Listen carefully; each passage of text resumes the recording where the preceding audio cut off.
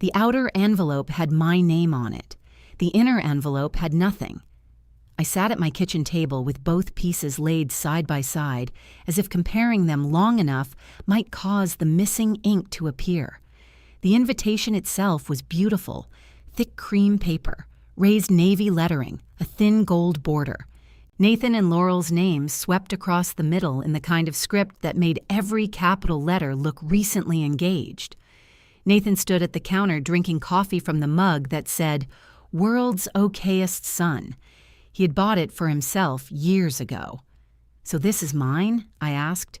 He glanced over. "Unless another Evelyn Hart lives here. I mean the inside envelope. What about it?" "It's blank."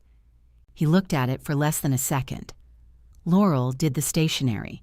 Probably just missed your name." Beside the invitation lay Michael's pale blue dress shirt, folded with more care than Nathan had shown the envelope. My husband had been dead 5 years, and our son had just asked me to cut that shirt apart and make him a pocket square for his wedding. "Dad should be there with me," Nathan had said. Now I touched the blank envelope with one finger and wondered if I was supposed to be there at all. Nathan opened the refrigerator. "Do you have any of that mustard?" "That narrows it down. The grainy one. Door, second shelf." He found it and held it up like a winning contestant. At 34, Nathan still searched a refrigerator by standing in front of it and describing what he hoped would emerge. Laurel found this charming. I knew because she had once told me so while I was cleaning up the remains of a Sunday dinner Nathan had promised to help with. "He lets people take care of him," she had said, smiling toward the living room where he was showing her something on his phone. "It's one of the things I love about him." I had laughed then. Not because it was funny exactly, but because sometimes another woman hands you a sentence and you don't know until later that it was a receipt. Nathan set the mustard beside the shirt. I moved it immediately. "Please don't put food near this. It's in a jar, Mom. And you're wearing a white shirt while eating a turkey sandwich with mustard. We both know how this story ends." He grinned. That grin had gotten him forgiven since he was old enough to know forgiveness was available. "That's why I have you." There it was, tossed lightly enough that I almost let it pass. He had come by on a Tuesday afternoon without calling first. I was in the sunroom pinning the hem of a green evening gown on my dress form when his car pulled into the driveway. My sewing room had once been an enclosed porch. Michael insulated it for me during our first winter in the house, swearing at the windows and claiming every measurement was close enough for government work, though he had never worked for the government. In January, the floor still got cold. In June, the whole room smelled like cotton, steam, and the lavender sachets Diane gave me every Christmas. Nathan walked in carrying the shirt and a white bakery box. "Peace offering," he announced. "For what?" "I don't know yet." The box held 2 lemon pastries from a place downtown that charged enough to make each one feel like a personal financial decision. I made coffee.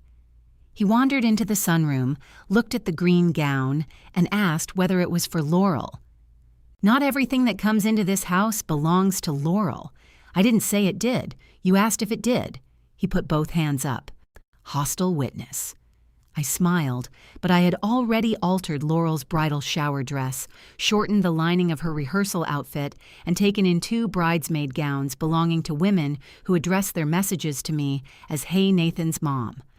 None of them had asked what I charged. Laurel had called it my wedding gift, which was interesting because I had also written a check. Nathan lifted the shirt from the bakery box after we ate. I recognized it before he unfolded it. "Where did you get that cedar chest upstairs?" "You went through the cedar chest? You told me to get my camping lantern out of the closet. I saw the chest. That doesn't explain opening it. I was looking for the lantern. In a cedar chest full of your father's clothes?" He gave me the sheepish look that was supposed to turn trespassing into nostalgia. I saw this and remembered Dad wearing it at graduation. My hand went to the collar. Michael had bought the shirt because Nathan's college colors were blue and silver. He had complained that the sleeves were too stiff, then worn it all day without rolling them once because he knew I liked him dressed up. There was still a faint discoloration inside the neck that no amount of careful washing had removed. Nathan sat across from me. "Could you make the pocket square from it?" I looked up. "For the wedding," he said. "I thought it would be a way to have Dad there." He had rehearsed the line. I could tell because Nathan looked directly at me when he said something prepared and slightly to my left when he said something true. Still, rehearsed words can be true. I had spent 5 years wishing he would mention Michael without changing the subject or clearing his throat. "You want me to cut it?" "Only what you need. From the back, maybe." "That isn't how shirts work." "You know what I mean." I did. He meant he wanted the meaning without having to watch what it cost. But I also understood the wanting. Grief makes fools of objects. A man can own 20 shirts while he is alive, and afterward one frayed cuff becomes a relic no one is allowed to breathe on. "I'll see what I can do," I said. Nathan leaned across the table and kissed my cheek. "I knew you would." Then he remembered the invitation waiting in his car.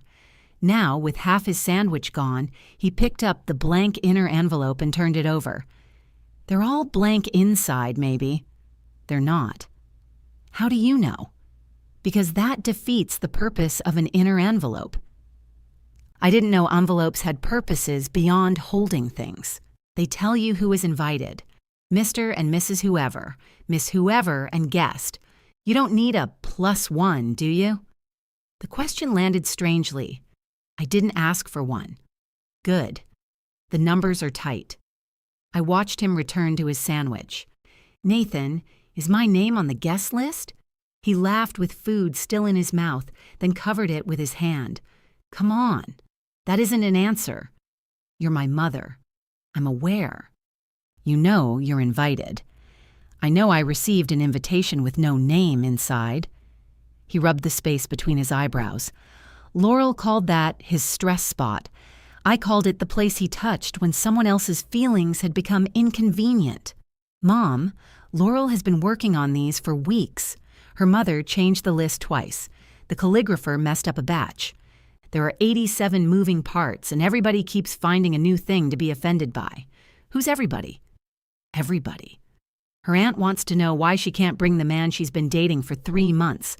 Greg's upset because he's not giving a toast. One of the bridesmaids is threatening to change her shoes." "What kind of shoes?" He stared at me. I'm trying to understand the scale of the emergency. His mouth twitched despite himself. Silver. Monstrous. Exactly. For a moment, we were ourselves again.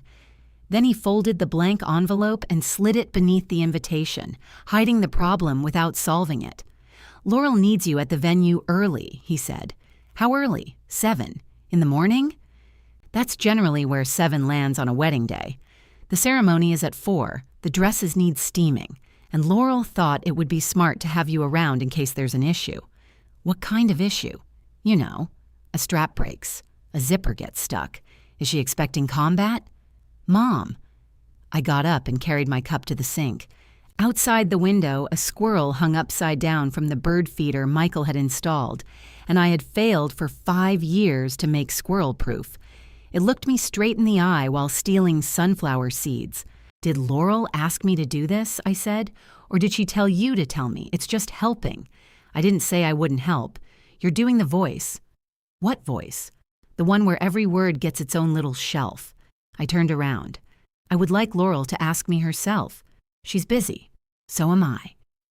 Nathan glanced toward the sunroom, where the green gown still hung with pins, circling the unfinished hem. "You enjoy this stuff." I don't think he meant to be cruel.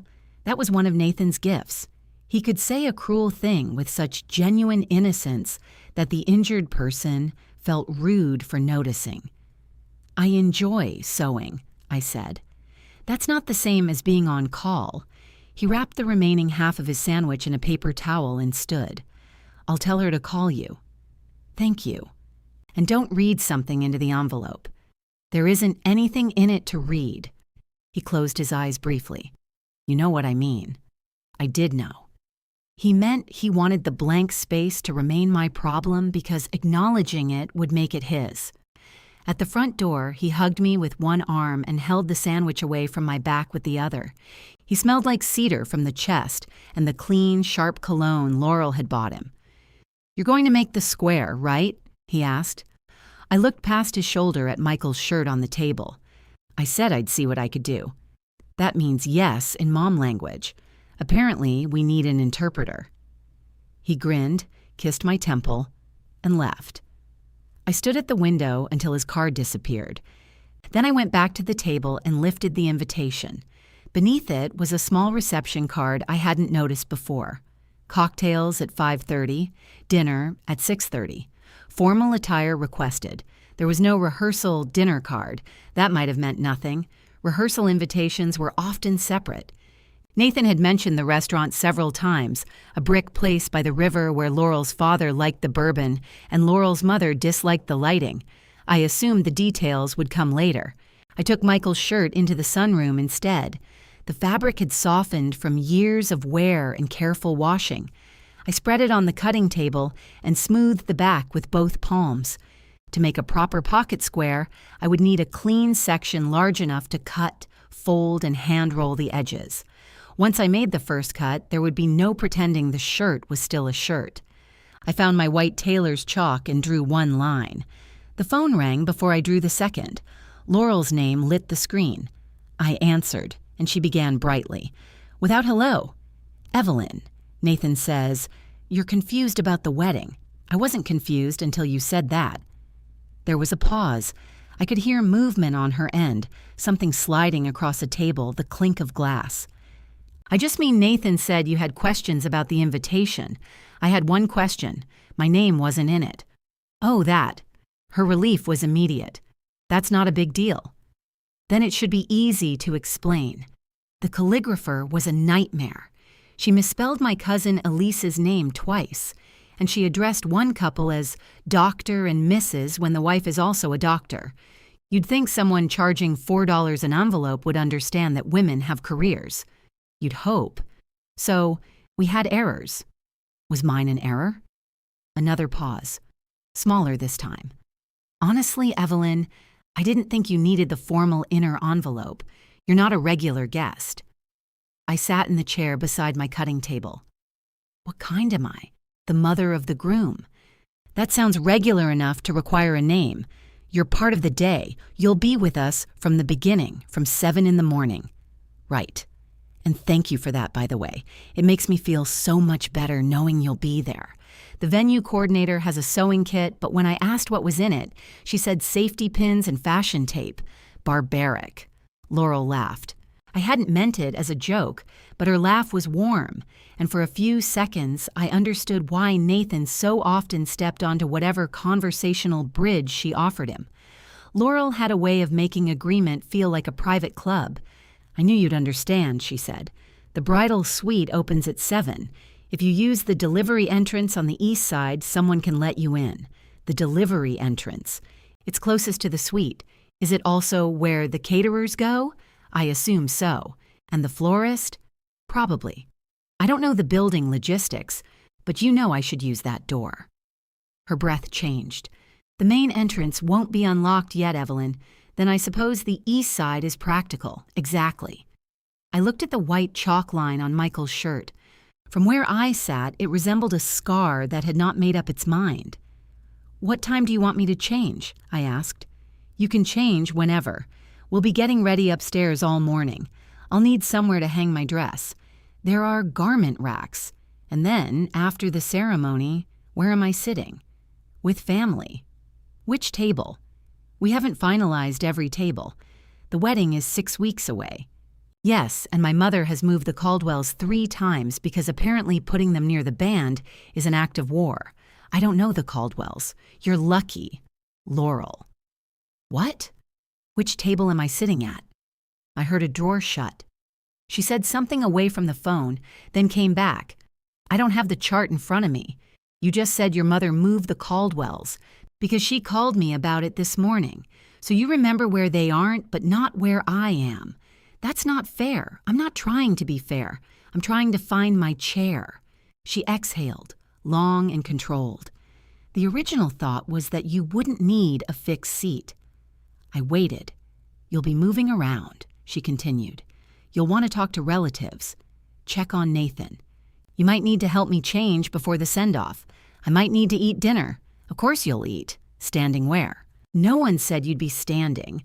No one seems able to say I'll be sitting." The warmth left her voice.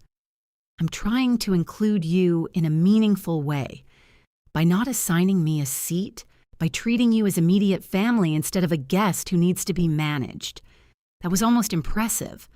Laurel could put a silk lining inside a garbage bag and make you feel ungrateful for noticing the smell. I turned the invitation over. The reception card listed a plated dinner. Beef or fish, choices to be marked on the RSVP card. My RSVP card had not included meal options. I had assumed it was another printing mistake. "Is there a dinner ordered for me? We have a little flexibility." That's not what I asked. "There will be food. For 87 people, apparently. Does that number include me?" She went quiet. "Laurel. Look, my parents are paying per person. We were trying to keep the count under 90.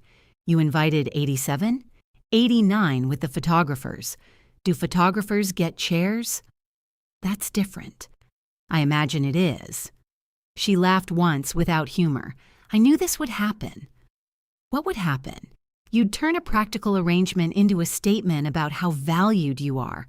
You left my name off the invitation, gave me a work schedule, and didn't order me dinner. I'm not doing much turning. You are not working. You're helping your family. Would you ask your mother to steam 12 dresses? My mother can't sew. Neither can a steamer." That isn't what I meant. I knew what she meant. Her mother, Barbara, had been assigned a different category of usefulness. Barbara attended tastings, reviewed flowers, and vetoed poor lighting. I entered through the same door as the florist. I rubbed a thumb over the edge of the invitation. "What about the rehearsal dinner?" "What about it?" "I didn't receive a card. That's very small. My parents wanted to limit it to the hosting family and wedding party. I'm not family. You know that isn't what I said." "What did you say?" "I said hosting family. My parents are hosting. Nathan will be there because he's the groom. That's generous of them. I don't appreciate the sarcasm, and I don't appreciate having to interrogate you to learn where I've been removed from my son's wedding. No one is removing you. You'll be there all day, working, helping, without a seat. Why are you so focused on a chair? Because people make room for what they expect to keep." The line went quiet enough that I heard the faint hum of my iron. I had left it on its base beside the green gown. When Laurel spoke again, she sounded tired rather than angry. That was harder to resist. "I have tried with you, Evelyn." The words startled me.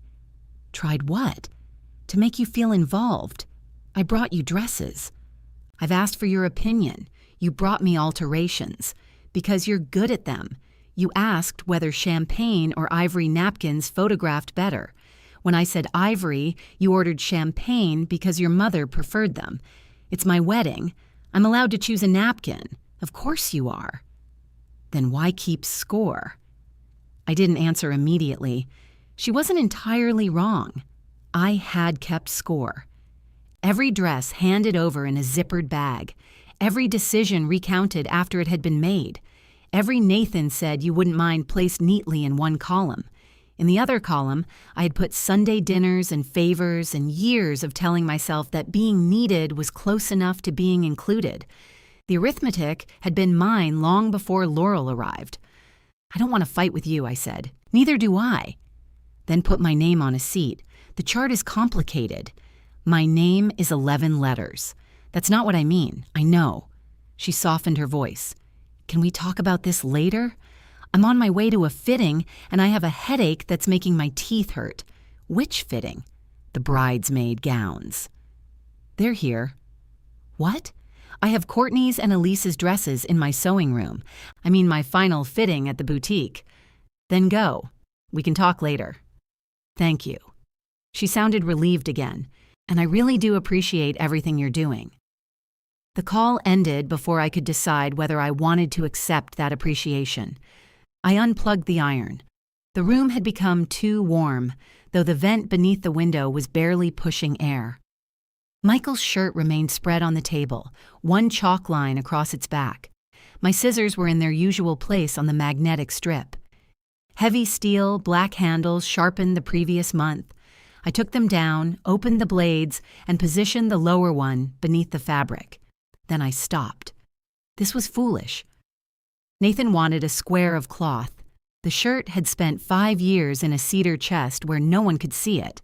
Michael would have laughed at me for treating a department store shirt like the flag from a battlefield. It wasn't Michael I distrusted. It was the occasion asking for him. My doorbell rang. I found Connie Bell standing on the porch in a sleeveless red dress and rain boots. There had been no rain for 9 days. Before you say anything, she told me, the weather app showed a cloud. One cloud? It looked ambitious. Connie was 58, recently divorced, and incapable of entering a room as if she had not been invited to headline it. She had first come to me for a jacket alteration and returned with 3 dresses, 2 pairs of pants, and an account of her former husband's decline into what she called recreational stupidity. "I'm early," she said, "by a day. See? Growth. I used to be late." She stepped inside, then noticed my face. "Oh, who are we burying?" "No one." "Then who called?" "Why does someone have to have called?" "Because you look fine in person. You only get that particular expression after exposure to a voice." Despite myself, I laughed. "Your dress isn't ready." "I know, I came to bring this." She handed me a paper bag containing 3 spools of vintage silk thread she had found at an estate sale. I led her into the sunroom, where she spotted the blue shirt. "That's a nice color." It was Michael's. Her hand paused above the fabric without touching it. Connie had only known me 2 years, but she understood boundaries around dead husbands better than several people who had attended mine's funeral. "What are you making?" "A pocket square for Nathan." "Oh, that's lovely." "Yes." She looked at the single chalk line and then at me. Is lovely not the right answer? It's the expected one. I hate expected answers. That's how I stayed married 29 years. I took the steel scissors back to the wall. Connie did not ask what was wrong. Instead, she moved to the green gown and examined the hem without touching it. This woman is going somewhere expensive. She's presenting an award at a hospital fundraiser. Same thing, but with worse chicken. My phone buzzed on the table. A message from Nathan. "Please tell me you didn't upset Laurel before her fitting." I read it twice. Not did Laurel upset you. Not what happened. He had received the call already, and in whatever version reached him, my role had been assigned. Connie watched my face. That voice again? This one typed. I turned the phone face down. Another message arrived. "I need you to be flexible just this once." I almost admired those last 3 words. Nathan had used them when Laurel needed her shower dress altered in 2 days. He had used them when they moved Sunday dinner because Barbara had bought theater tickets. He had used them the Christmas they arrived after dessert and asked me to reheat everything. Just this once was a room I had apparently been living in for years. Connie's gaze fell on the invitation. She did not pick it up, but she saw the blank inner envelope beside it. "Fancy," she said. "Apparently." "Where's your name?" I looked at her. She raised both hands. Not asking. Observing. The phone rang before I could answer. Nathan this time, not Laurel. I let it ring 4 times. On the 5th, I picked up. "What did you say to her?" he asked. "No hello. It seemed to be a family tradition now." I asked where I was sitting. "Why would you do that today? Was there a better day to ask whether I'm invited to dinner? You're invited to the wedding." That wasn't my question. "Mom, you can't keep putting Laurel on trial." I asked for a chair, Nathan. "She's crying in the parking lot." "I'm sorry she's upset." "You don't sound sorry. I'm choosing not to cry louder." Connie quietly took her bag and moved toward the front of the house, but not before squeezing my shoulder. Nathan lowered his voice. "Her parents have spent a lot of money on this. That keeps coming up when someone needs me to accept less. No one is asking you to accept less. Then tell me where your mother is sitting at your wedding reception." Silence. I closed my eyes. He knew. That was the moment the blank envelope stopped being Laurel's oversight and became my son's decision. "Nathan, we're working it out. How long have you known? It isn't final. How long?" He exhaled into the phone. "A couple of weeks." The shirt lay under the afternoon light, still whole except for the line I had drawn. "And you brought me your father's shirt anyway," I said. Nathan was quiet long enough that I heard a car door slam somewhere on his end. "The shirt has nothing to do with this. It has everything to do with this. I wanted Dad with me." "And what did you want from me? Why are you making it sound like I used you?" I looked toward the doorway Connie had just passed through. The front door opened, then shut softly. "Did you know I wasn't included in the dinner count when you asked me to sew it?" "You'll eat, Mom. That answer's getting popular. We were discussing options." "Such as?" "Laurel thought you'd be more comfortable moving between tables. You know everybody on my side. That doesn't require me to eat from their plates." "Stop. No, explain it to me. You knew there was no seat. You knew I hadn't been invited to the rehearsal dinner. Then you drove over here with pastries and your father's shirt. I didn't know about the rehearsal dinner, but you're going. I'm the groom. So I've heard. I didn't make the guest list. You're marrying the person who did. That doesn't mean I approve every name. Mine should have caught your attention. It did. That's why we were working on it." I sat back down. "What work have you done?" He didn't answer. "Have you asked Laurel to give me a seat?" I told her it might become an issue. The phrasing was so Nathan that I almost smiled. Not that I deserved a place, not that he wanted me beside him. It might become an issue, as if I were weather gathering over a rented tent. And what did she say? That her mother had already finalized the count with the caterer. "The wedding is 6 weeks away. There are deadlines. Then I'm glad someone met one. Can you please not do this? What am I doing?" "This thing where you sound calm so the other person sounds crazy. I'm sitting alone in my sewing room. I have no control over how you sound. I have to go check on Laurel. Of course you do." "Mom." "What?" He went silent again. For one foolish second, I thought he might say it. "I'm sorry. I should have handled this. You're my mother, and there will be a place for you." Instead, he said, "Don't cut the shirt until we figure this out." The words went through me cleanly. I hadn't realized the shirt was conditional. It isn't. I just don't want you doing something while you're upset. I know how to use scissors. That's not what I meant. That sentence is getting popular, too. I ended the call before he could decide which woman's tears required him more urgently. Connie was waiting on my porch. She had not left after all. She stood beside the concrete planter Michael had once backed into with the lawn mower, holding her purse against her ribs. "I forgot my dignity," she said when I opened the door. "Thought I might have left it in your hallway. You shouldn't keep carrying it around loose. Divorce made me careless." She studied my face, and the humor loosened. "Do you want company?" "No." "Good. I hate consoling people before dinner." She squeezed my wrist. "I'll call tomorrow and pretend it's about the red dress." When she drove away, I returned to the sunroom and erased the chalk line from Michael's shirt with the flat of my hand. It took several passes. A pale ghost remained in the fibers, visible only when the light struck it from the side. I folded the shirt and placed it in the top drawer of the old walnut cabinet where I kept unfinished personal projects. Not back in the cedar chest, not on the cutting table, somewhere between memory and decision. Then I finished the green gown. It was nearly 7 when Diane called. She always called during dinner because she ate at 5, a habit she defended by pointing out that restaurants were quieter and indigestion was not a moral achievement. "Are you sitting down?" she asked. "Yes." "Good.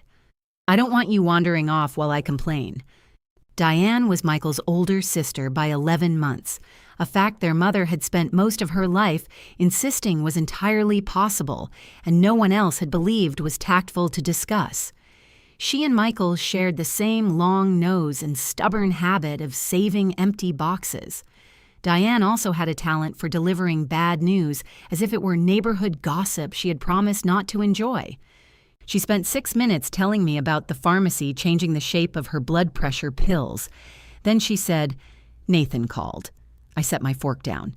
"Did he?" "He wanted to know if you'd been under unusual stress." I laughed once. "That's creative." I told him you'd been under unusual stress since 1987, when he learned to speak. "What did he tell you?" "That you and Laurel had a misunderstanding about the reception. Did he mention I don't have a seat?" Diane stopped chewing. "You're joking." "No." "At the wedding?" "The reception." "Well, thank God. I thought they were making you stand during the vows. Your compassion is overwhelming." I'm buying time while my mind catches up. I heard her plate scrape. "How does the groom's mother not have a seat?" Apparently I'm too important for furniture. I told her about the blank envelope, the delivery entrance, the dresses, and the flexible dinner count. I did not tell her about Michael's shirt until the end. Diane's response was quieter than I expected. "Which shirt?" "Blue. College graduation." Oh.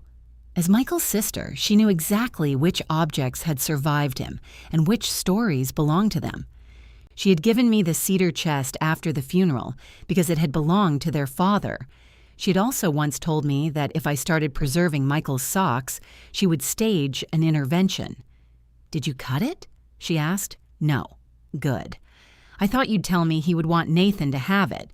"He might."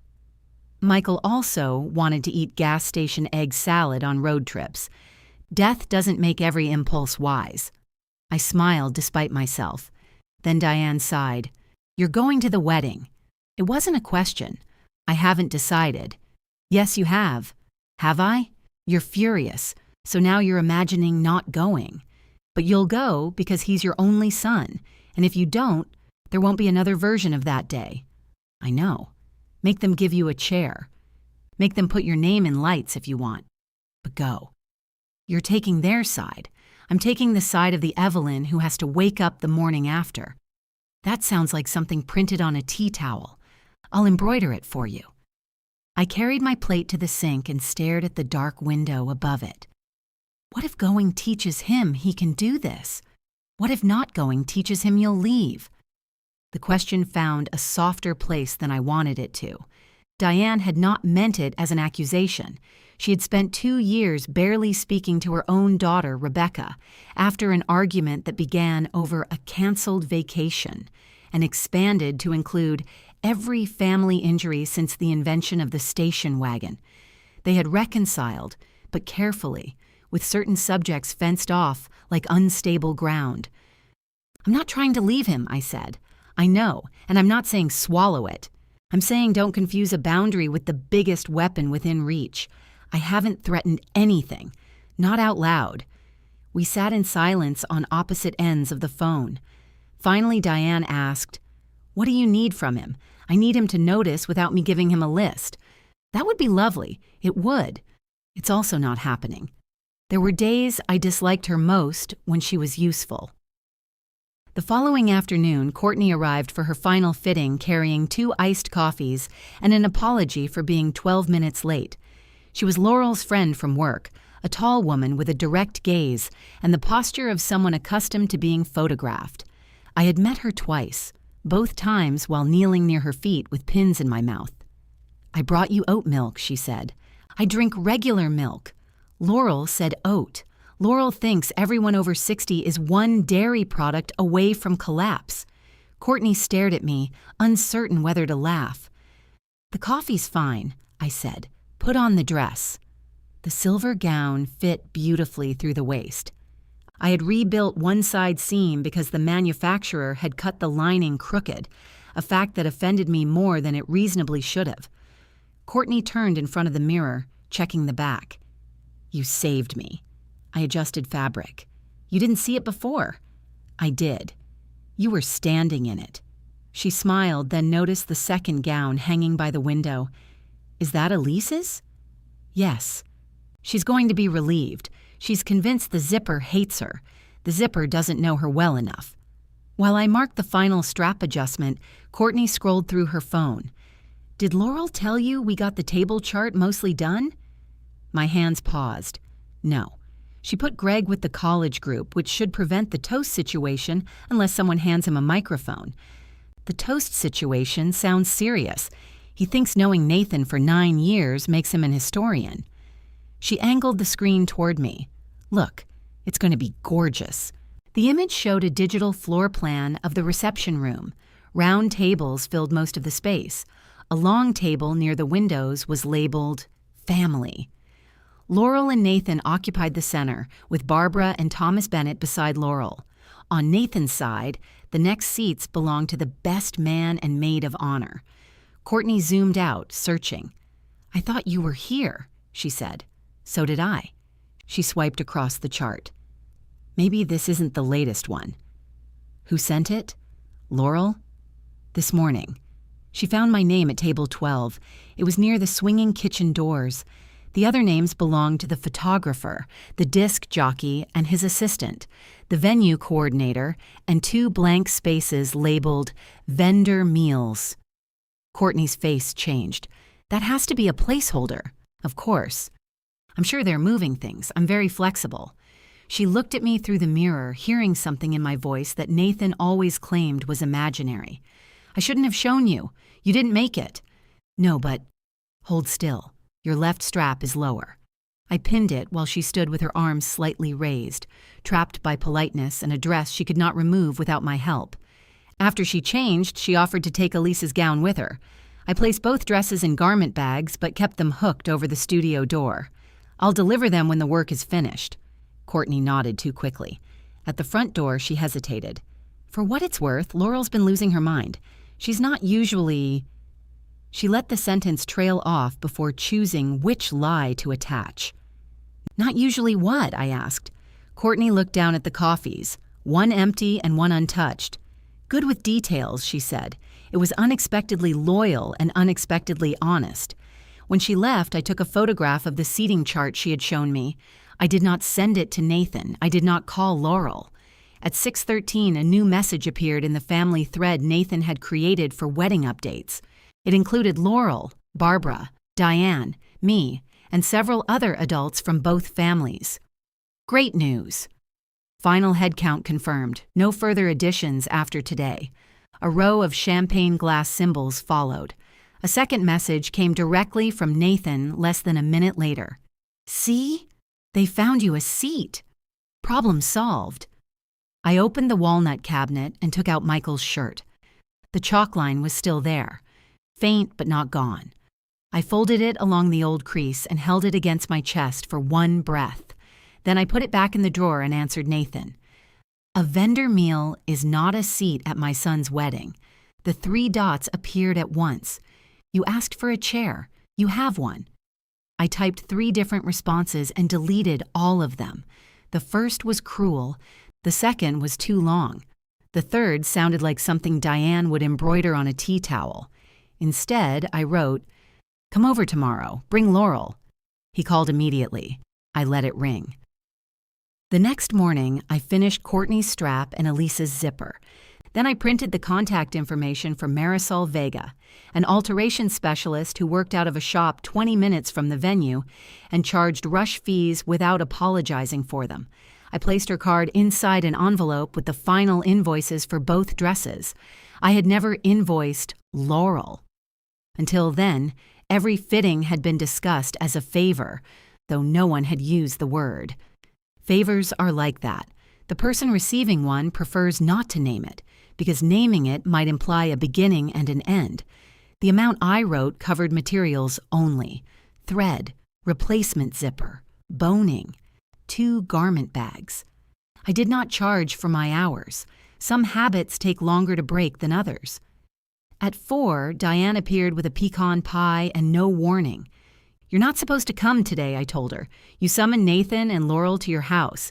That is exactly the sort of event one attends accidentally. You are not attending. I brought pie. That isn't a legal argument. It has worked before." She followed me into the kitchen and set the pie on the counter. Diane had dressed for the occasion in dark slacks and a lavender blouse, which meant she had planned to be seen. Her usual afternoon clothing involved elastic waistbands and a cardigan Michael once described as the color of old oatmeal. "How did you know they were coming?" I asked. "Nathan called me." "Of course he did.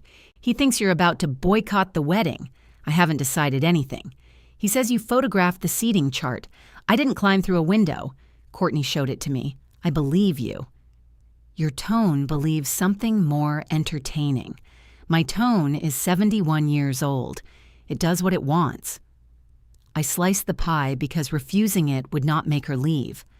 She took her plate to the table and noticed the 2 garment bags hanging from the back of the pantry door. "You finished them." "I finish what I agree to." Diane chewed slowly. "That sounds ominous. It's a zipper, not a thunderstorm. Are you sending them back? I'm giving Laurel a choice.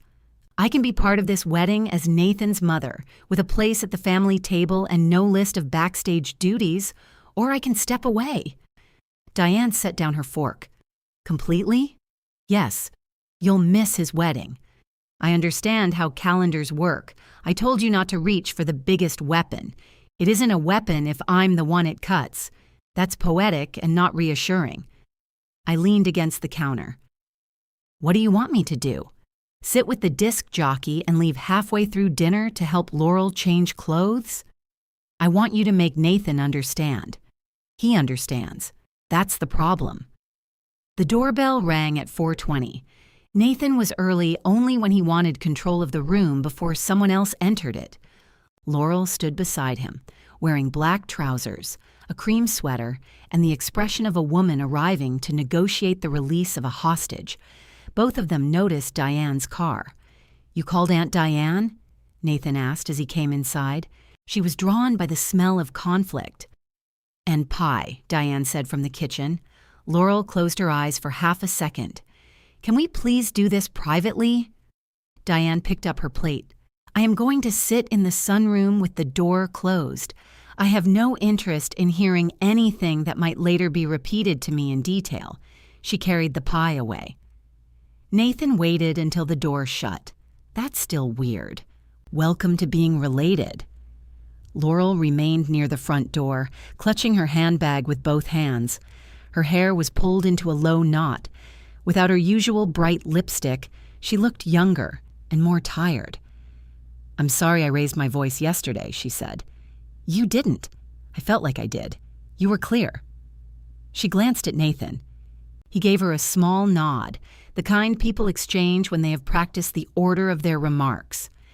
"The seating chart Courtney showed you was a working draft," Laurel said. "She had no right to share it. She thought I was already on it. Regardless, it wasn't final. The family message said the final count was confirmed. The count is final. Placement isn't. So I've been ordered food?" "Yes." "What?" Laurel shifted her bag to one hand. "Chicken. I didn't choose chicken. It's the safest option." "For whom?" Nathan stepped between us without physically moving. "The point is, you have a meal and a chair. That's what you wanted. Where is the chair?" "We can move you away from the kitchen," Laurel said. "I don't want you thinking table 12 means anything. Then why was I there? It was open." So was the line inside my invitation. Nathan made a frustrated sound. "Can we stop talking about the envelope?" "No, it was a mistake." Laurel's eyes moved toward him, then back to me. "No," she said. "It wasn't." Nathan stared at her. She lifted her chin, and for the first time since they arrived, she stopped looking rehearsed. "I left it blank because I didn't know how to address you. My name usually works. I don't mean literally." She pressed her lips together. "There are conventions. The inner envelope is supposed to tell people whether they're invited alone, with a guest, as a household. But you weren't going to be arriving like everyone else. You were going to be with us, through the loading entrance.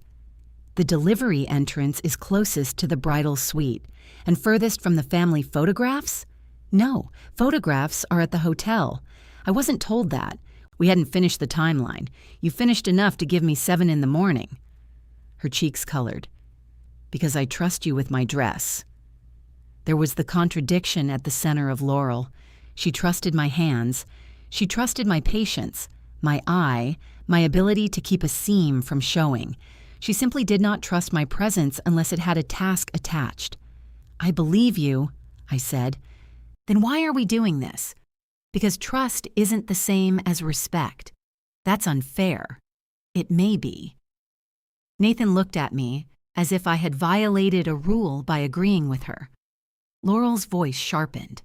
"I have spent 10 months making choices for 90 people. Every choice disappoints someone. If we seat you at the family table, we have to move the best man or the maid of honor. If we add a chair, the linen doesn't fit. If we change the table, my mother has to call the rental company again. Then move your father." She blinked. "What?" "Sit him with the photographer. He seems friendly." "That's ridiculous." "Why?" "He's the father of the bride, and I'm the mother of the groom." Nathan rubbed his stress spot. "You're making a point, not proposing a solution. The point is the solution. We can put you with Aunt Diane and the rest of Dad's family," he said. "Table 7 is a good table. Where is your mother seated while you get married?" "At table 7. Where is Laurel's mother?" "The family table." "Then you have answered the question." Laurel's shoulders dropped. "This is about my mother." "No. Your mother has never pretended she intends to treat me equally. She has been consistent."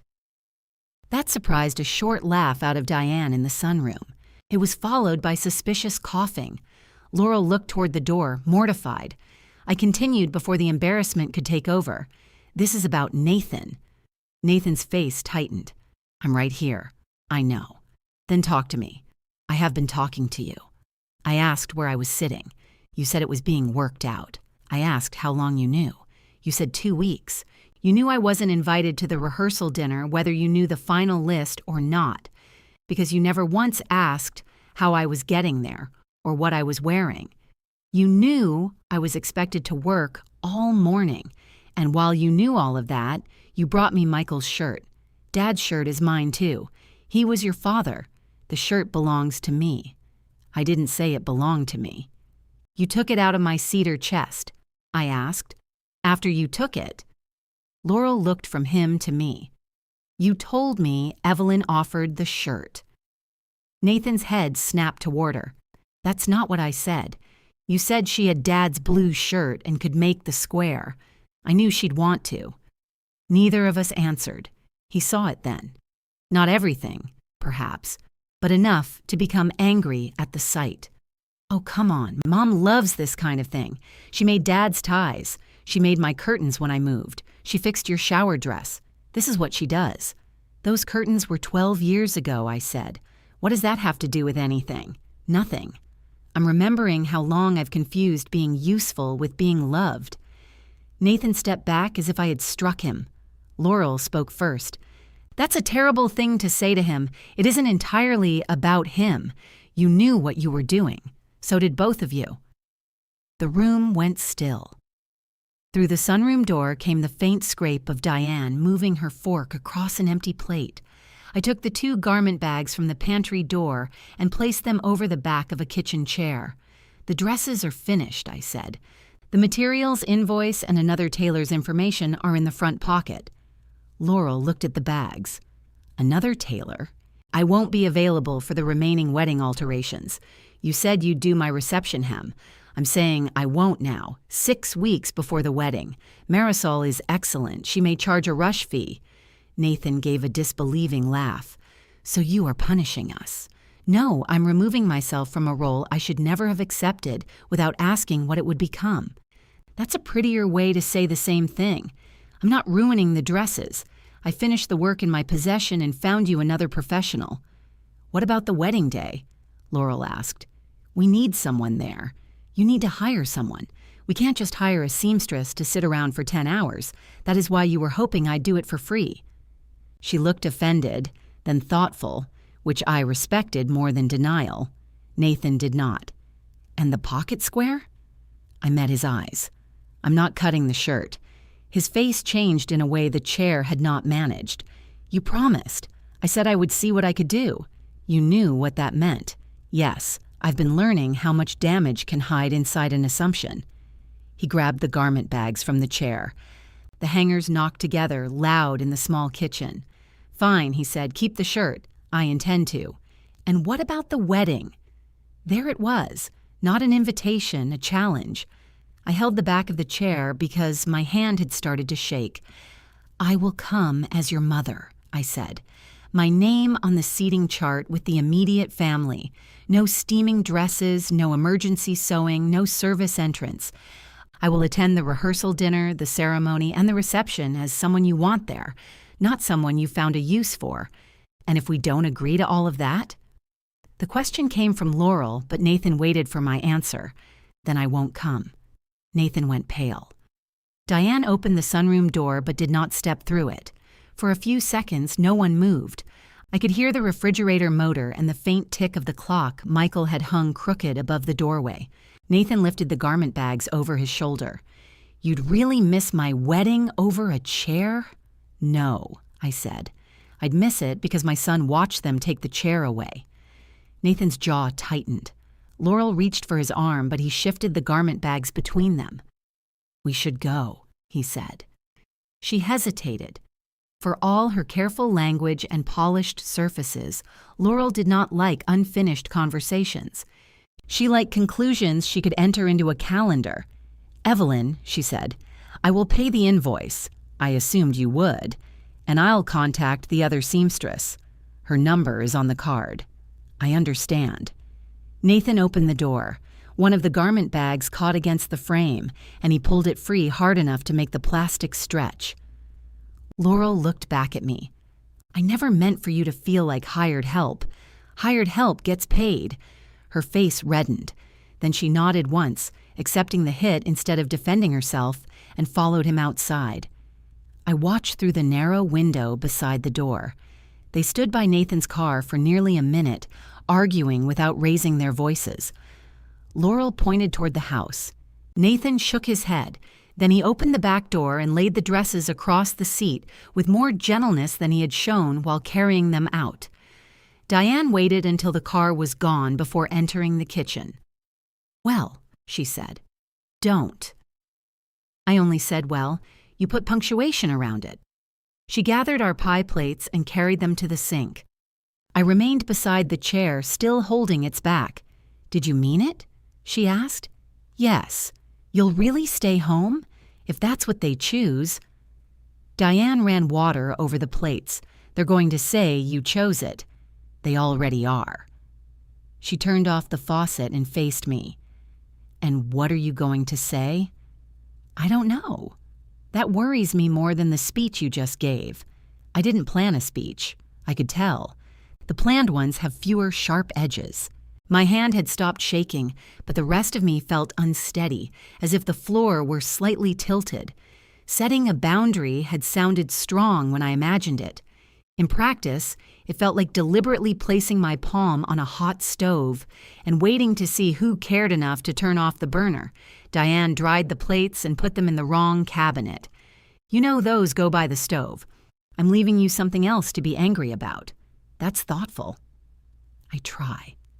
Before she left, she stood with me in the front hall and touched my cheek. Diane was not affectionate by habit, which made every gesture from her feel notarized. "I still think you should go," she said. "I know. But I understand why you might not. That is a deeply irritating amount of support. I've had years of practice." The house felt larger after she left. I checked the cabinet twice before bed to make sure Michael's shirt was still there. For 4 days, Nathan said nothing. Laurel paid the materials invoice within 12 hours. The transfer included an extra $40 with the note, "For your time." I sent the $40 back. It was too little to be payment and too much to be an accident. Marisol called the following morning. "I have 2 silver bridesmaid gowns coming in," she said. "Your name was in the pocket. That sounds criminal. I haven't seen your work yet." "Maybe it is." She had a dry, low voice and the confidence of someone who had never once told a customer that a rush alteration was no trouble. "The dresses are finished," I said. "The bride may have more work." She said a reception hem, a rehearsal hem, and possible day of coverage. Charge her for all of it. I was planning to charge her for breathing near the rack. I like you already." She laughed. Then her voice softened. "The bride said you had a family emergency. That's one description. I don't need details. I only need to know whether I'm inheriting anything with hidden structural damage." "Only the dresses." "Good. People take longer. I worked steadily that week. A navy suit needed its sleeves shortened. A woman named Helen brought me a beaded gown she planned to wear while accepting an award from her accounting firm, and confessed that she had ordered it one size too small as motivation." "Motivation for what?" I asked. "To make terrible decisions, apparently. We let out the side seams. Ordinary work helped. Fabric behaved according to pressure and grain. Pull too hard, it puckered. Cut without measuring, it could not be restored. No one accused scissors of creating drama when they revealed the consequences of a bad line. The family message thread remained busy. Barbara posted a photograph of champagne-colored napkins arranged around a sample centerpiece. Greg responded with a joke about finally being trusted near a microphone. Laurel sent a revised transportation schedule. Nathan added a thumbs up beneath everything. No one mentioned me. On Friday afternoon, Barbara called. Laurel's mother had a voice made for fundraising luncheons. Pleasant, projected, and resistant to interruption. "Evelyn, I thought it was time the two mothers spoke. I didn't realize we had been assigned titles." She ignored that. "The wedding has put strain on everyone. I imagine so. Laurel came home from your house extremely upset. She was not upset when she came. That developed while she was here. Whatever the sequence, she feels you've withdrawn support at a vulnerable time. Did she tell you why? She told me you're unhappy with the seating. Did she tell you I was expected to enter through the delivery door and work all day? You're making that sound undignified. The wedding party will use the same entrance. Then they can steam their own clothes while they're there." Barbara paused. I pictured her sitting at the wide kitchen island I had seen in photographs, one hand pressed to her pearl necklace, despite no one being present to appreciate the gesture. Laurel believed sewing was how you wanted to contribute. Laurel believed correctly. At first. Then why didn't you tell her you had changed your mind? "I did. She didn't enjoy it. You waited until 6 weeks before the wedding. I waited until I learned I didn't have a place at dinner. You have a place at table 7. Is that where you're sitting? This is not about me. It's about both mothers. That makes you useful for comparison." Her pleasant tone thinned. "Thomas and I are hosting the reception, and Nathan and Laurel are getting married. I assumed the families joined somewhere in that arrangement. Traditionally, the bride's parents host. Traditionally, the groom's mother gets dinner. That was corrected." I almost admired her insistence on discussing humiliation like a shipping error. "Barbara, I am not asking you to redesign the wedding. I told Nathan what I need in order to attend. You gave him an ultimatum. I gave him a choice. To put you at the family table or have his mother absent from his wedding. Yes. How can you do that to your son?" The question was so close to Nathan's that I wondered whether they had practiced too. "If Laurel were asked to spend her wedding day working in another room," I said, "while everyone called her selfish for wanting a chair, what would you do?" "That would never happen." "Why?" "Because I would never allow my daughter to be put in that position." We both heard it. Barbara recovered first. "Nathan is an adult. I cannot manage his relationship with you. Then we agree." She ended the call politely, which somehow made it worse. Sunday arrived with rain. At 4:30, Nathan knocked on my door carrying 2 paper bags from the Chinese place near his apartment. I had not expected him. I also had not cooked. He lifted the bags. Peace offering. For what? I don't know yet. The echo was deliberate. It disarmed me because he knew it would. I let him in. He unpacked sesame chicken, beef with broccoli, rice, and 2 egg rolls. He had remembered I disliked the sweet red sauce and brought mustard packets instead. We ate at the kitchen table without discussing the wedding for 11 full minutes. He told me his car was making a clicking sound. I told him clicking was not a diagnosis. He said Laurel's boutique had ordered the wrong veil but found the correct one in Pittsburgh. I said Pittsburgh had always been reliable. It felt good. That was the danger. After dinner, Nathan opened his fortune cookie and read, Flexibility is the key to happiness. You're not going to believe this. Give me that. He held it away, laughing. I reached across the table, and for a second he was 24, then 14, then simply my son, all ages stacked inside the man. He handed me the slip. That cookie has been compromised, I said. Barbara probably owns the factory. The laughter faded naturally. He folded the fortune into smaller and smaller squares. We can add you to the rehearsal dinner, he said. I waited. And table 7 is with Aunt Diane, Rebecca, and Dad's cousins. It's a good table. Where will you be? At the family table, with Laurel's parents, and the wedding party. Not your mother. His shoulders lowered. The table only seats 10, then 11 would be a powerful symbol. Mom. I'm sorry. The linen. This is what I mean. There is no answer you'll accept. There is one. You want me to rearrange the entire reception and embarrass Laurel in front of her parents. I want you to say your mother belongs with your immediate family. I have said that. To whom? He looked away. There it was again. Private reassurance offered in place of public action. Nathan would tell me I mattered as long as nobody else had to move. I'm trying, he said. So am I. Then meet me halfway. Halfway between your family and the kitchen is still not where I belong. He pushed his chair back and stood. You always do this. I stared up at him. Always do what? Make one thing mean everything. A table means I don't love you. A blank envelope means you're erased. A shirt means I use Dad. Small things are where people hide decisions they don't want to say out loud, or sometimes a chair is just a chair. Then why is moving one impossible? He had no answer. At the door, he paused with his hand on the knob. Rain streaked the glass behind him. Please don't do this to me, he said. His voice was quiet now, stripped of argument. It would have been easier if he had shouted. I'm not doing it to you. You know what it will look like if you're not there. I know what it will feel like if I am. He opened the door. Dad would want you there, he said without turning. I should have let him leave. Instead, I answered. Your father would have put my chair beside his before anyone had to ask. Nathan stopped with one foot on the porch. For a second, I thought he might come back inside. He turned enough that I could see the side of his face, the tightness around his mouth. You don't get to use Dad against me, he said. I'm not. You just did. I answered what you said. No, you made him agree with you because he isn't here to argue. Rain blew through the open door and spotted the floor between us.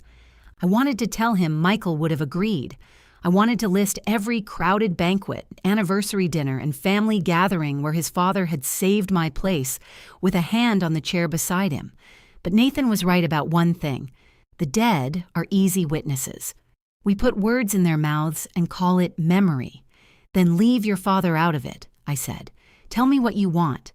I want my mother at my wedding, then act like it. I came here, didn't I? With takeout and the same table. He shook his head.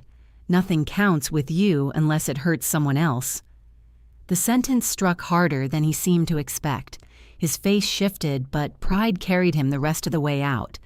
I closed the door and stood with my forehead against it until his car pulled away. The sesame chicken remained on the table, cooling beside 2 open cartons and my unread fortune cookie. I broke it anyway. A new opportunity will soon arrive. Lazy, I told the cookie. I threw the paper away and ate the second egg roll over the sink. The RSVP card stayed propped against the sugar bowl for the next week. It did not ask whether I would attend the ceremony and reception. It asked whether I accepted with pleasure or declined with regret, as if those were the only 2 clean emotions available. I marked neither. Nathan sent a revised seating chart on Tuesday. My name had moved from table 12 to table 7 between Diane and Rebecca. The family table remained unchanged. Thoughts? He wrote. I stared at the message until the screen dimmed. Then I answered. I'm glad the photographer has more room. He did not respond. On Wednesday, Laurel mailed me a rehearsal dinner card. My name was handwritten on the envelope in blue ballpoint pen. The card itself matched the wedding invitation, though the gold border had been cut slightly off-center. I wondered whether she had ordered an extra or taken it from someone else. "Please join us," she had written at the bottom. It was an improvement. That was what made it painful. They had changed just enough to prove change was possible, while carefully preserving the arrangement Nathan did not want to challenge. I put the rehearsal card beside the blank inner envelope. Connie came for her red dress on Thursday. She stepped onto the fitting platform, looked at herself in the mirror, and whistled. "I appear to have a waist. You always had one." It was in witness protection. The dress curved cleanly over her hips now, and the neckline sat flat instead of pulling toward her left shoulder. Connie turned sideways, then looked at me in the mirror. "You're doing that thing." "What thing?" "Working on the same hook for 11 minutes. I glanced down. I had been fastening and unfastening the hook at the top of her zipper. "It's secure," I said. "So is Fort Knox, and nobody fiddles with it while I'm wearing heels." I stepped back. "You're done." She changed behind the folding screen, talking as fabric rustled. "Have they produced a chair?" "They have produced several communications about one." "That sounds exhausting." "My name is at table 7. "Good table?" "Perfectly good." "Your son sitting there?" "No." "Ah." She came out in black trousers and a blouse patterned with tiny yellow birds. Connie's clothes often suggested she had been dressed by a cheerful committee. "I'm not going," I said. She stopped gathering her things.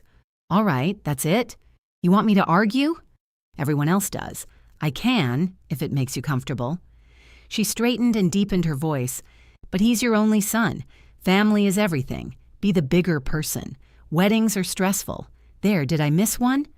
"You forgot that I'll regret it. I was saving that for the parking lot." I smiled, then looked away. What if they're right? They're not. "You answered too fast." "Fine. What if they are? What if I wake up the next morning and realize I threw away something I can never get back?" Connie rested both hands on the back of the chair. "You will." I looked at her. "You will lose it," she said. "That doesn't automatically mean the choice is wrong. Some choices cost exactly what they say they cost. That's not comforting." I wasn't aiming for comfort. Comfort kept me married to a man who listed making appointments under household contributions. She lifted the red dress in its garment bag. "Do you want to go?" she asked. "I want to go to a wedding where my son is happy to have me." That wasn't the question. "No." "Do you want to go to this one?" I looked at the invitation beside the sugar bowl. Even from the sunroom, I could see the dark sweep of Nathan's name. "Yes," I said. Connie nodded. "Then, if you stay home, don't lie to yourself about wanting to." After she left, I took the RSVP card to my desk and marked declines with regret. The pen hovered over the blank line beneath it. I considered writing an explanation. I considered filling the entire white space with every sentence Nathan had refused to hear. In the end, I signed my name and nothing else. I did not mail it that day. Diane called that evening to announce that Table 7 had apparently become the Switzerland of the reception. "Rebecca says they moved 2 of Michael's cousins there," she said. "Also a man named Greg who has been stripped of microphone privileges. Sounds festive. You received the rehearsal card?" "Yes." "That's movement. It's a card. You wanted to be invited." I wanted Nathan to understand why I should have been invited. He may understand later. He has understood later my entire life. Diane sighed. "That is a mother's complaint, if I've ever heard one. Do you remember when he moved into his first apartment? I remember you making curtains no adult man had requested. He did request them. After you showed him 6 fabrics. He said the windows looked bare. He lived on the 3rd floor facing a parking garage.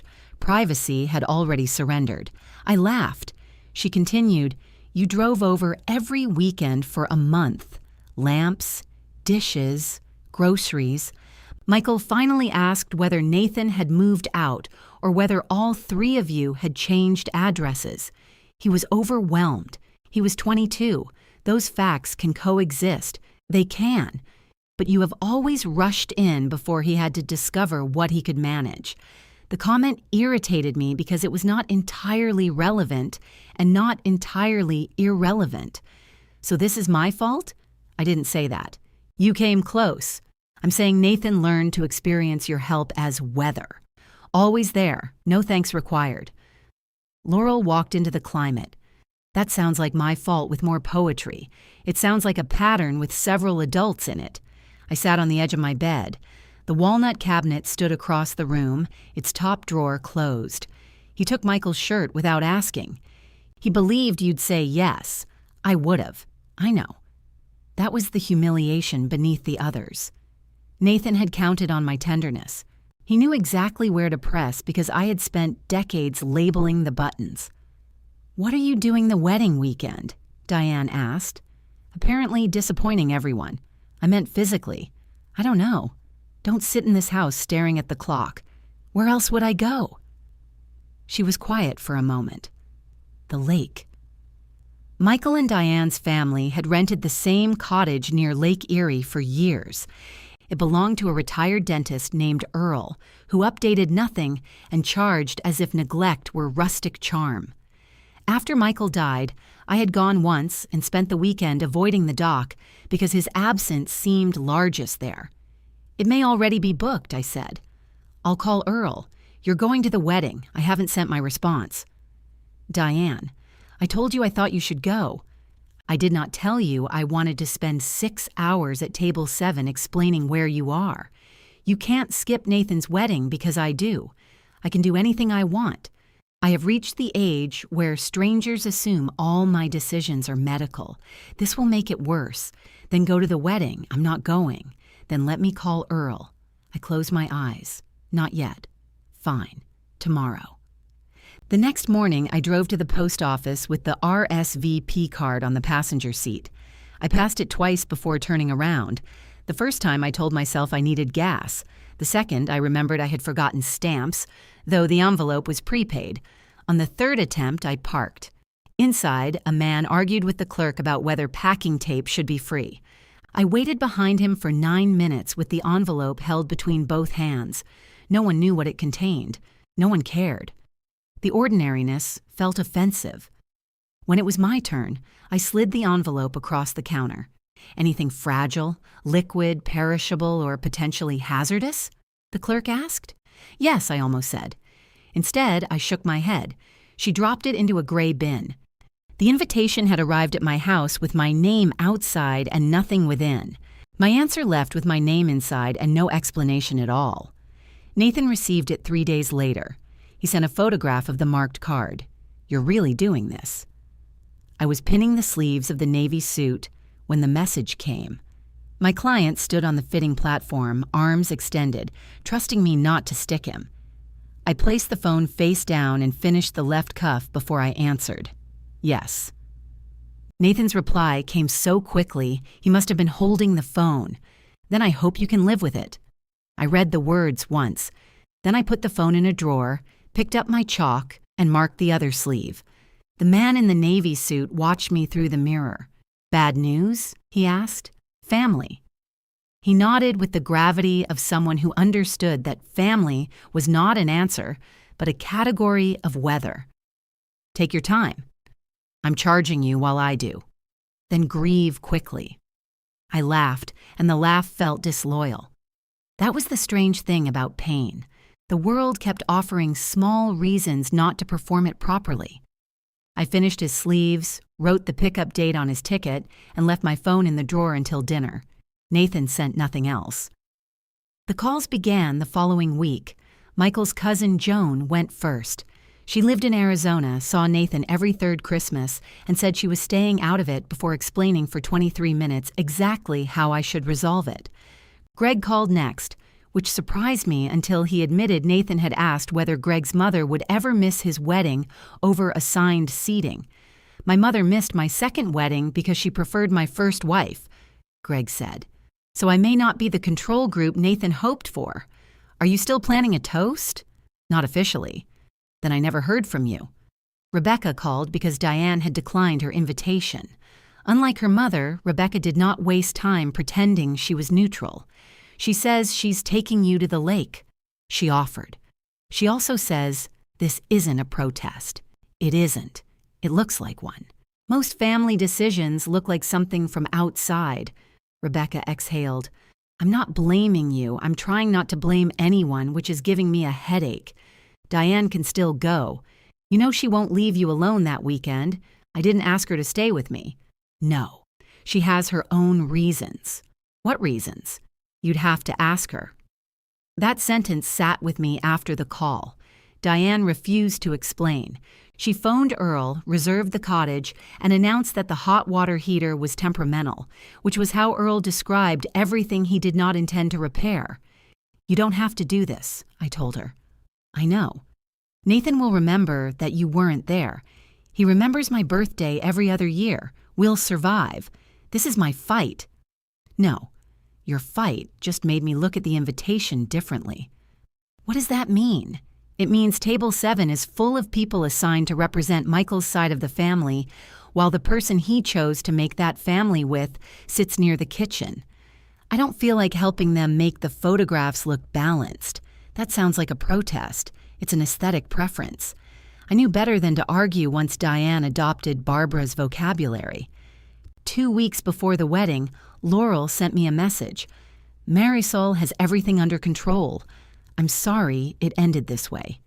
I read it several times. There was no accusation in it, but there was also no question. It ended this way, as if endings arrive naturally after enough planning. I typed, "I hope the day is beautiful." She replied, "Thank you." We had never been more polite. My dress hung at the back of my bedroom closet. I had bought it 3 months earlier.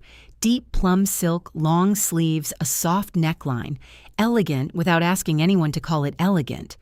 Laurel had approved the color because it would not compete with Barbara's champagne gown. I had hemmed it by hand and sewn a small loop inside the skirt so I could lift the train without gathering fabric in my fist. I did not pack it for the lake. Then, on Thursday night, I took it out of the closet and laid it across my bed. The ceremony was Saturday at 4. The cottage was a little over 2 hours from the venue if traffic behaved. I could drive back Saturday morning. I could sit at Table 7. I could smile in photographs. I could tell myself that presence was not surrender, that Nathan might understand later, that Diane had been right about the morning after. I placed my shoes beneath the dress. At 11, I put both back in the closet. At midnight, I took the dress out again. By Friday morning, it looked tired from my indecision. Diane arrived at 9 wearing sunglasses large enough to conceal a second face. She put her overnight bag in my trunk, then opened the rear door to place her cooler on the seat. She saw the garment bag lying across the back. "That coming with us?" "I don't know." Useful answer. I might change my mind. Also aloud. "You won't be angry?" "Evelyn, I did not skip my nephew's wedding to hold you hostage at a lake. The wedding hasn't happened yet. Then technically, I have skipped nothing." She tucked the cooler beside the garment bag. I locked the house and stood on the front step with my keys in my hand. Michael and I had taken photographs of Nathan on that step before his first interview at an architecture firm. His tie had been crooked. Michael fixed it, though Michael's own ties were usually worse. I could still see them there if I let memory blur the edges of the day. "Do you need a minute?" Diane asked. "No." I got into the car. We passed the venue exit 40 minutes into the drive. I slowed without meaning to. Diane looked out her window. "Weather's nice." "It is." "Should stay nice." "Probably." Neither of us mentioned the exit disappearing behind us. The cottage smelled like old wood, lake water, and the lemon cleaner Earl used with religious enthusiasm. One kitchen drawer still stuck halfway. The porch screen still had the patch Michael installed 12 years earlier after Diane walked through it, carrying a tray of hamburgers. "I thought Earl replaced this," I said. Earl considers duct tape a building material. We unpacked in silence. The garment bag remained in my car. At 6:30, the rehearsal dinner began without me. I knew because the card had given me the time, and because the family message thread filled with photographs. Barbara and Thomas stood beside Nathan and Laurel beneath a row of hanging lights. Laurel wore the outfit whose lace cuffs I had adjusted months before. The sleeves fell perfectly at her wrists. Nathan wore a dark jacket and no tie. He looked handsome and tired. In one photograph, Barbara had her hand on his shoulder. In another, Greg leaned into the frame holding a glass and pretending it was a microphone. Diane glanced at my phone. "Turn it off, I'm fine. Fine people don't zoom in on other people's wrists." I did those cuffs, I know. I put the phone face down. A message from Joan arrived privately. "Everyone is asking where you are. Please reconsider tomorrow," I answered. "I hope you all have a lovely evening." She responded with a broken heart symbol. I wanted to throw the phone into the lake. Instead, I charged it beside the bed. Saturday morning was bright and windless. Diane made coffee so strong it seemed personally offended by water. We ate toast on the porch and watched two men in a fishing boat argue about an anchor. At 10, I walked to the car and opened the back door. The garment bag lay where I had left it. Diane remained on the porch. She did not ask what I was doing. "If I leave now, I can be home by noon," I said. "Yes, I can shower and change. Yes, I'd get there before the ceremony." "You would." I waited for her to advise me. She drank her coffee. "What do you think?" I asked. "I think you want me to make it easier." "I do." "No." I closed the car door harder than necessary. At 1:30, I checked the drive again. At 2, I took my keys from the hook and put them in my pocket. Diane sat at the kitchen table doing a crossword in ink. "Another weather check?" she asked. I could still make it. "Yes." "You're no help." "I have been saying that for years." I paced to the sink and back. "If I go, will you come?" "No." That stopped me. "Why?" "Because my choice isn't waiting on yours.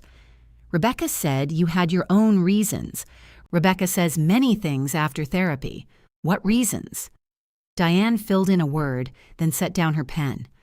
"When Michael died, Nathan stopped calling me," she said. "Not immediately. Gradually. I invited him to lunch. He was busy.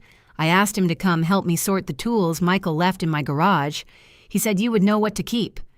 Every time I tried to talk about his father, Nathan sent me to you, as if grief had one customer service desk. He had a hard time. So did I." I sat across from her. Diane looked toward the porch, where light flashed on the lake. "When he got engaged, I thought it might change. I thought family events would pull us back together. Then I got an invitation and a chair at table 7. That was more than you got, but it wasn't a relationship. Why didn't you tell me? Because you would have explained him to me." She was right. At 3, I took the keys from my pocket and put them back on the hook. At 3:45, I went into the bedroom and closed the door. My phone showed another photograph, this one from the hotel. Nathan stood alone near a window, fastening his cuff. The pale blue square I had not made was absent from his pocket. I touched the screen before I could stop myself. At 4, church bells carried faintly from the town across the water.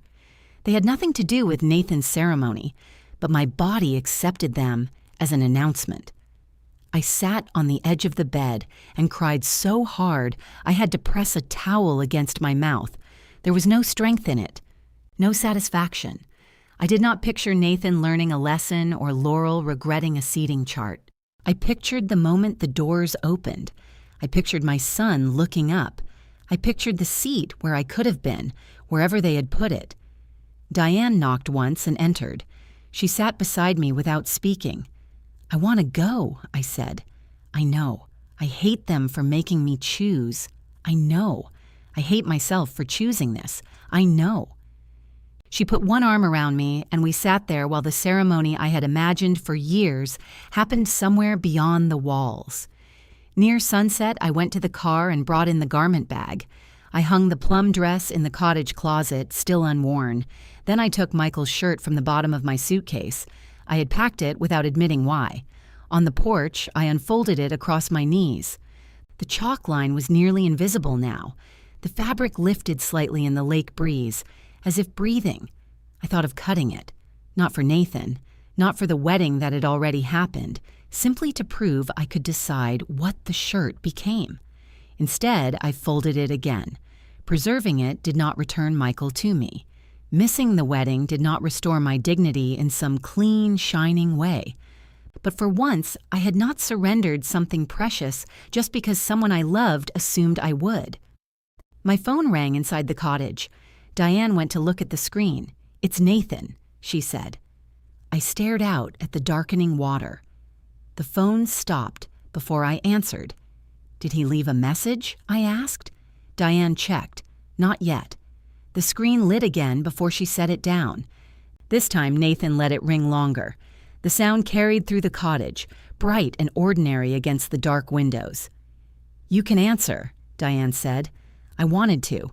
Every part of me trained by motherhood wanted to cross the room, say his name, and make whatever had happened easier to bear.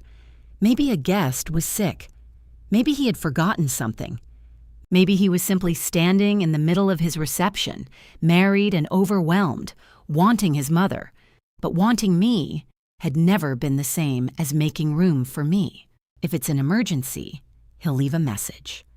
The phone stopped. A minute later, it chimed. Diane did not look this time. She went into the kitchen and opened a cabinet with unnecessary concentration. I played the voicemail. Music thumped behind Nathan's voice. People were talking nearby. Someone laughed, and a glass struck another glass. "Mom, we're married." He stopped there. I heard him breathe. It was a good ceremony. Laurel looked... Another pause. She looked beautiful. I kept thinking you might come. Even when they seated everybody, I kept looking at the door. The music became louder, then muffled, as if he had moved down a hallway. Aunt Joan told people you weren't feeling well. I told her not to lie. I said you chose not to come. I hope that's what you wanted. I have to go. They're doing the cake. The message ended. I listened a second time because pain sometimes makes accountants of us. We want the exact amount. Diane returned carrying 2 glasses of water. She placed one beside me. What did he say? That they're doing the cake. Did he ask you to call? No. Do you want to? Yes. She sat opposite me. Are you going to? No. The answer cost more than I expected. I turned off the phone. For the rest of the evening, we played gin rummy at the kitchen table. Diane cheated with the carelessness of someone who considered rules an insult to age. I let her win until she accused me of pity, then beat her 3 times. At 11, while she brushed her teeth, I turned my phone back on. There were 17 messages in the family thread. Photographs of the first dance, the cake, Laurel laughing with her head against Nathan's shoulder. Greg had apparently acquired a microphone despite international efforts to prevent it. In one picture, Thomas held him around the neck while Nathan laughed in the background. My eye searched each frame for evidence of damage caused by my absence. There was none. That hurt too. Joan had sent me 2 private messages. Ceremony was lovely. Nathan looked for you. Then, 40 minutes later, your table was very nice. They moved the venue coordinator and put extra flowers there. I stared at the second message until the words blurred. My table, as if the object had been waiting faithfully while I failed to arrive. I typed, "I'm glad everything went well." Before sending it, I added, "Please don't discuss my health with anyone. I'm not ill." Her response came a minute later. "I was trying to protect you. I know. Please don't." The next morning, Diane made eggs in a skillet that tilted toward the burner. Half of mine folded over itself like a yellow envelope. "You slept?" she asked. "A little." "You snored." "I don't snore." "Then the cottage has bears." We took our coffee to the dock. The lake was pale gray, the horizon erased by low clouds. Nathan had not called again. I recorded a message, deleted it, and tried once more. "Congratulations. I'm glad the ceremony was beautiful. I hope you and Laurel have a long, happy marriage. I love you." I almost added, "I'm sorry." I was sorry. I was sorry for the empty place, sorry for his face turning toward the door, sorry Michael had not been there to stand between our worst instincts. but an apology would become a confession to an offense I still could not name honestly. I sent the shorter message. Nathan did not respond. On the drive home, Diane slept with her mouth open while I listened to a radio station that played songs Michael had disliked. We passed the venue exit again. A small white sign for the wedding had been left beside the road, its arrow pointing toward an event that no longer existed. I drove past. At home, the invitation still rested beside the sugar bowl. The rehearsal card leaned against it, my name written across the envelope in blue ink. I carried both into the sunroom and placed them in the bottom drawer beneath old pattern catalogs. I did not throw them away. Throwing something away can require as much certainty as keeping it. The plum dress went to the back of my closet. Michael's shirt returned to the walnut cabinet. On Monday morning, Marisol called. "I have survived," she announced. "I'm glad." The reception dress fought dirty. What happened? Bride stepped on the underlayer while turning, popped 4 stitches at the waist. Was the outer seam damaged? No, your reinforcement held. I closed my eyes. I could picture the construction from the fitting, the hidden line of stitching I had added because the fabric pulled when Laurel twisted. So you fixed it. In 12 minutes, while 3 bridesmaids discussed whether someone named Greg was allowed to speak, he was not. That information failed to reach Greg. I smiled. Marisol became quieter. "I don't know what happened between you and the family." "No. But the groom asked whether you had done that reinforcement. What did you tell him?" "The truth." I waited. He said, "Of course she did." Then he walked out. The words found me before I could defend against them. "Thank you for telling me," I said. I wasn't sure I should. Neither am I. Marisol cleared her throat. For what it's worth, I charged the full day rate. Good. And overtime. Even better. We discussed 3 clients I might refer to her during my busiest month. Ordinary business carried us safely to the end of the call. Barbara phoned that afternoon. "I wanted to tell you the wedding was beautiful," she said. "I saw photographs. Laurel was radiant. She looked lovely. The dinner went very well. We ended up with 3 empty seats, so everyone had plenty of room. The precision of that detail could not have been accidental. I'm glad no one was crowded. People asked about you, so I heard. It put Nathan in a difficult position. What did he say? That you had decided not to attend. That's true. Without context, it sounded rather harsh. He could have provided context. At his wedding. You brought it up during your call after his wedding." Barbara inhaled. "I'm not calling to argue." "What are you calling to do? I thought you might want to know he was hurt." "I knew before the ceremony. Then I don't understand how you stayed away." "No, you don't." She was quiet. "I'll be honest," she said. "I thought you would come at the last minute." "So did I." That answer unsettled her more than defensiveness would have. "Your place was set," she said, "at table 7. "Yes." "Where was the empty chair at the family table?" "That arrangement was fixed. So was my answer." She ended the call soon afterward, still polite, still baffled that a consequence had remained in place after everyone decided it was inconvenient. Connie arrived Tuesday carrying a potted basil plant and a bakery box. "Condolences," she said. "For what?" I wasn't sure either, so I brought carbohydrates. We ate cinnamon rolls in the sunroom while she pretended not to look at the walnut cabinet. "Did you survive?" she asked. "Apparently." "That's an evasive, apparently. The wedding was beautiful."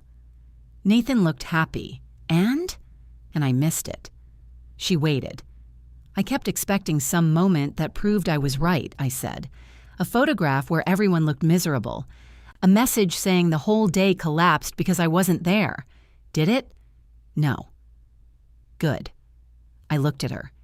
"You wanted his wedding ruined?" "No." "Then good." "I wanted my absence to matter." "That's different. It feels uglier. Most honest things do before they air out." She broke off a piece of cinnamon roll and held it above the pot. "Don't feed pastry to Basil." It looked sad. "It's a Mediterranean herb, not a duck." She ate the piece herself.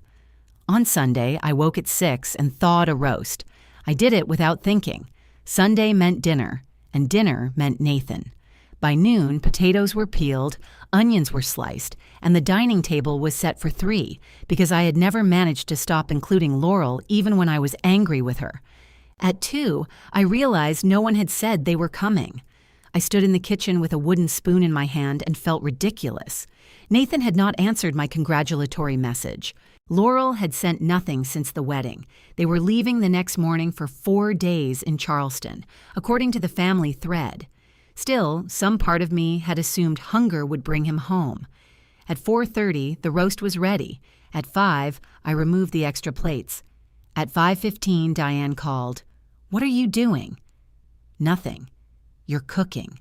"I can hear gravy." "You cannot hear gravy." "I know your guilty voice." I told her about the roast. "Freeze it," she said. "It's 7 pounds. Then invite Connie. She has plans.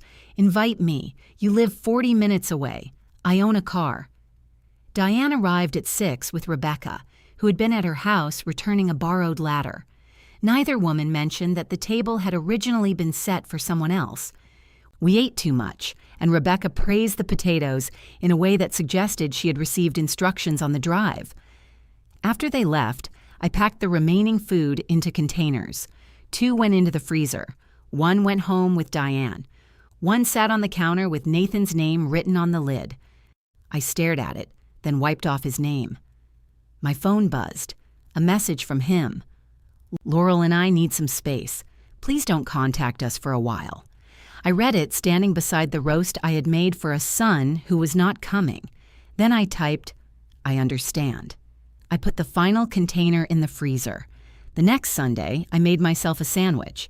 It tasted better than the roast had. Not because it was a good sandwich.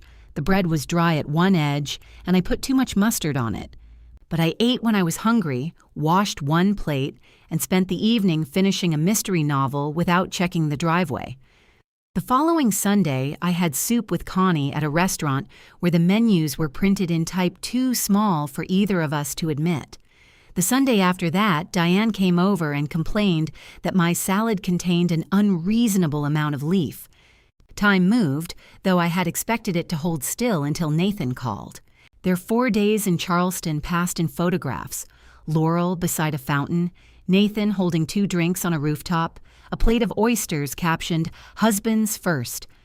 I did not know what that meant and refused to ask. They came home. A week passed. Then 3. Nathan's request for space had no measurement attached, so I obeyed it in the strictest possible way. I did not call, message, send food, or ask Diane to report on him. When Joan mentioned that Laurel had posted wedding photographs, I changed the subject to her new kitchen counters. She was disappointed but recovered quickly. Silence became its own household routine. At first, I carried my phone from room to room, then I began leaving it in the kitchen. Eventually, I stopped imagining every passing car was Nathan changing his mind. The basil plant Connie brought me grew with offensive enthusiasm. I moved it to the sunroom, where it spread across the windowsill and dropped soil on my pattern books. "You're welcome," Connie said whenever I complained. She began coming by on Wednesday evenings. At first, she brought clothes she claimed required adjustment. After the 3rd blouse fit perfectly, I told her she did not need to invent work to visit me. "I don't invent work," she said. "I invent deductions. Those are not deductible." "You're not my accountant." No accountant would claim friendship alterations. Then accountants lack vision. We ate at the cutting table while I worked. She told me about dates that went badly enough to become stories. I told her about customers who believed a zipper could remove 20 pounds. Neither of us asked the other to be inspirational. One afternoon, Michael's cousin Joan appeared with a beaded jacket she wanted shortened for an anniversary dinner. "I thought you might enjoy something to keep your hands busy," she said. "My hands are booked through the end of the month." "Oh." She looked around at the garment racks as if the other clothes had arrived to inconvenience her personally. "It's only the sleeves." "Beaded sleeves. You've done harder things for me." She meant for free. I gave her my next available date and quoted the price. Joan blinked. For family? That's my family rate.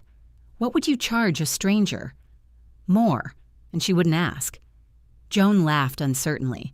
When she realized I was not joining her, she agreed to the price. At pickup, she studied the cuffs, paid in cash, and admitted the work was worth it. I put the money in my business account instead of buying groceries for Sunday dinner.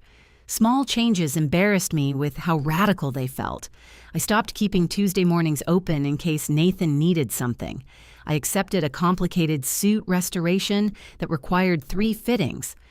I went with Connie to an estate sale and bought a blue ceramic lamp Michael would have called ugly. I placed it in the upstairs room where Nathan's belongings had been stacked since he moved out 12 years earlier. There were 6 boxes in all. College textbooks, tax records old enough to have historical value, a camping lantern he had searched for but never collected, 2 winter coats, a dented desk fan, a framed poster, and a bag of electrical cords belonging to devices no longer manufactured. I had dusted around those boxes for years. Whenever I asked Nathan to take them, he said he would do it next time. Next time had become a permanent storage arrangement. I sent him one message. I'm clearing the upstairs room. I have 6 boxes of your things. Please let me know when you can collect them. He answered the next morning. Are you moving? No.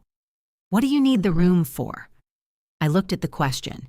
Even after asking for distance, Nathan expected access to the purpose behind my decisions. I'm using it. He did not reply. A week later, I carried the boxes downstairs one at a time. The tax records were heavier than grief and less interesting. I lined everything neatly along the entry wall, then sent one more message. They're ready. Nathan arrived that evening. He used his key without knocking. I was in the kitchen slicing tomatoes when the door opened, and for one startled second, happiness rushed through me before caution caught up. He looked thinner, though that might have been the beard. Nathan grew facial hair whenever he wanted to suggest he had been too busy for mirrors. Hi, he said. Hello. He saw the boxes. You weren't kidding. I rarely joke about electrical cords. He walked into the kitchen but did not sit. We just got back. You've been home over a month. It doesn't feel like it. I put the knife down. How was Charleston? Good. Laurel's photographs were lovely. His expression tightened. You saw those? They were in the family thread. You didn't respond. You asked for space. I didn't mean you had to disappear. The word almost made me laugh. I'm in the same house, I said. You used your key. You know what I mean. I used to. He looked toward the stove. Are you cooking? Tomato tart. For dinner? That's usually when I eat it. He waited, perhaps expecting me to invite him. A second-place setting did not materialize. Laurel's working late, he said. You're welcome to stay. No, it's fine. There was a time I would have offered 3 times, then packed food when he refused. I rinsed the knife. Nathan returned to the entry and opened the nearest box. The camping lantern sat on top. You found it. It was in the cedar closet where I told you.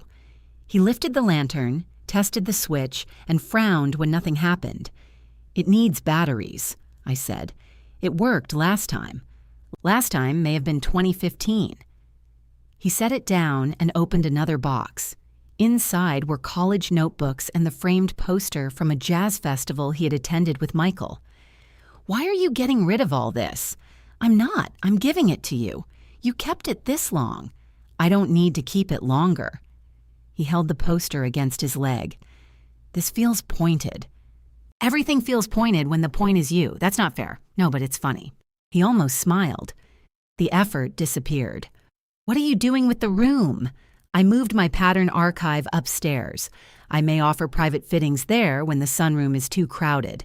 So it's business. It's my house. I didn't say it wasn't. You're saying the room has to justify replacing your boxes.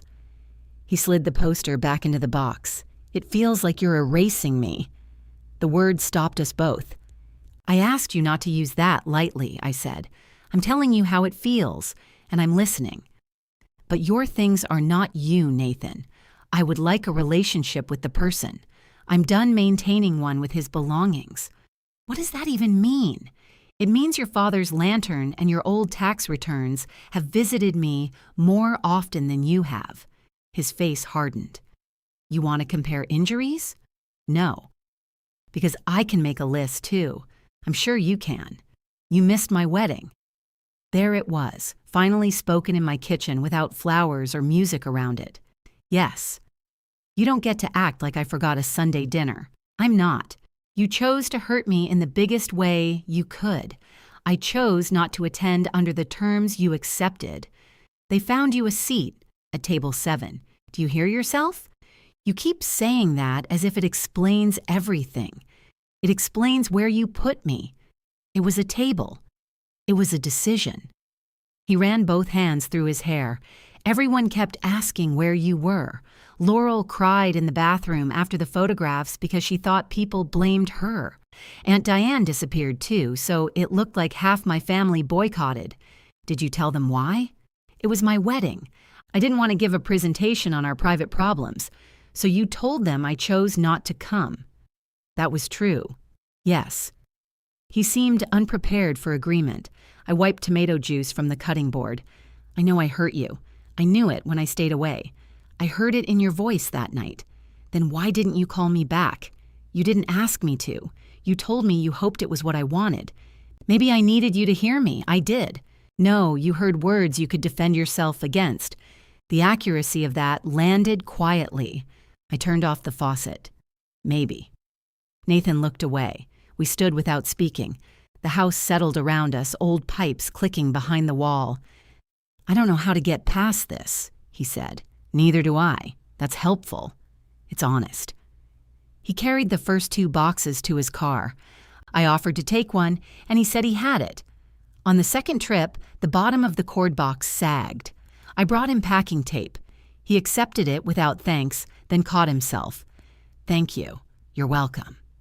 At the door, he glanced toward the kitchen. The tomato tart had begun to smell of butter and basil. Are you done being my mother? He asked. The question was so naked that I nearly answered the old way, with reassurance large enough to cover everything. No, I said. I'm trying to stop treating service as proof that I am one. He shifted the box against his chest. It never was just service to me. I know. Do you? I'm learning the difference. He left with 2 trips remaining, then came back for both. That mattered, though I could not have said why. The upstairs room looked enormous when it was empty. Pale rectangles marked the carpet where the boxes had stood. I vacuumed, moved in 2 shelves of patterns, and set the ugly blue lamp on a small table by the window. I kept the guest bed. Leaves collected along the driveway. The basil plant began to flower. Nathan and I did not speak again, but the silence changed after his visit. It was no longer a locked door. It was a room neither of us knew how to enter. Laurel sent a thank you card for the wedding gift. The outer envelope carried my full name in careful black ink. Inside, she had written, "We appreciate your generosity and hope you are well." I placed it with the invitation. On the first cold Thursday of November, the family message thread woke up with Thanksgiving. Joan asked who was bringing sweet potatoes. Rebecca volunteered rolls. Barbara wrote that she and Thomas could come after noon but needed to leave by 8. Greg offered wine and was told by 3 separate people not to bring a microphone. Then Nathan wrote, "Mom, should we plan on 5 like usual? Laurel can bring the green beans this year." I read the message twice. Months of silence, 6 boxes, 1 unfinished conversation. And still, when the calendar reached Thanksgiving, he expected my table to appear beneath everyone. Before I could answer, Barbara added a champagne glass symbol. Diane called. "Don't say anything yet," she said. "I wasn't going to. You were composing something with shelves." I retired the voice. "No, you weaponized it." I looked at the family thread. Nathan's question waited beneath a row of cheerful replies. "What are you doing for Thanksgiving?" I asked. Rebecca invited me. "Is the invitation real? My name is on it and everything. Show off, come with me." I thought of my dining room stretched with 2 extra leaves, Michael's carving knife, Nathan stealing crisp skin from the turkey while pretending to help, The image hurt because it was warm. Then I thought of spending 3 days preparing a tradition everyone expected me to maintain, as if the wedding had been a temporary service interruption. I returned to the thread. I won't be hosting this year. I've accepted another invitation. The replies stopped. A minute later, Nathan messaged me privately. You're going to Aunt Diane's? Yes. We were hoping Thanksgiving could be a fresh start.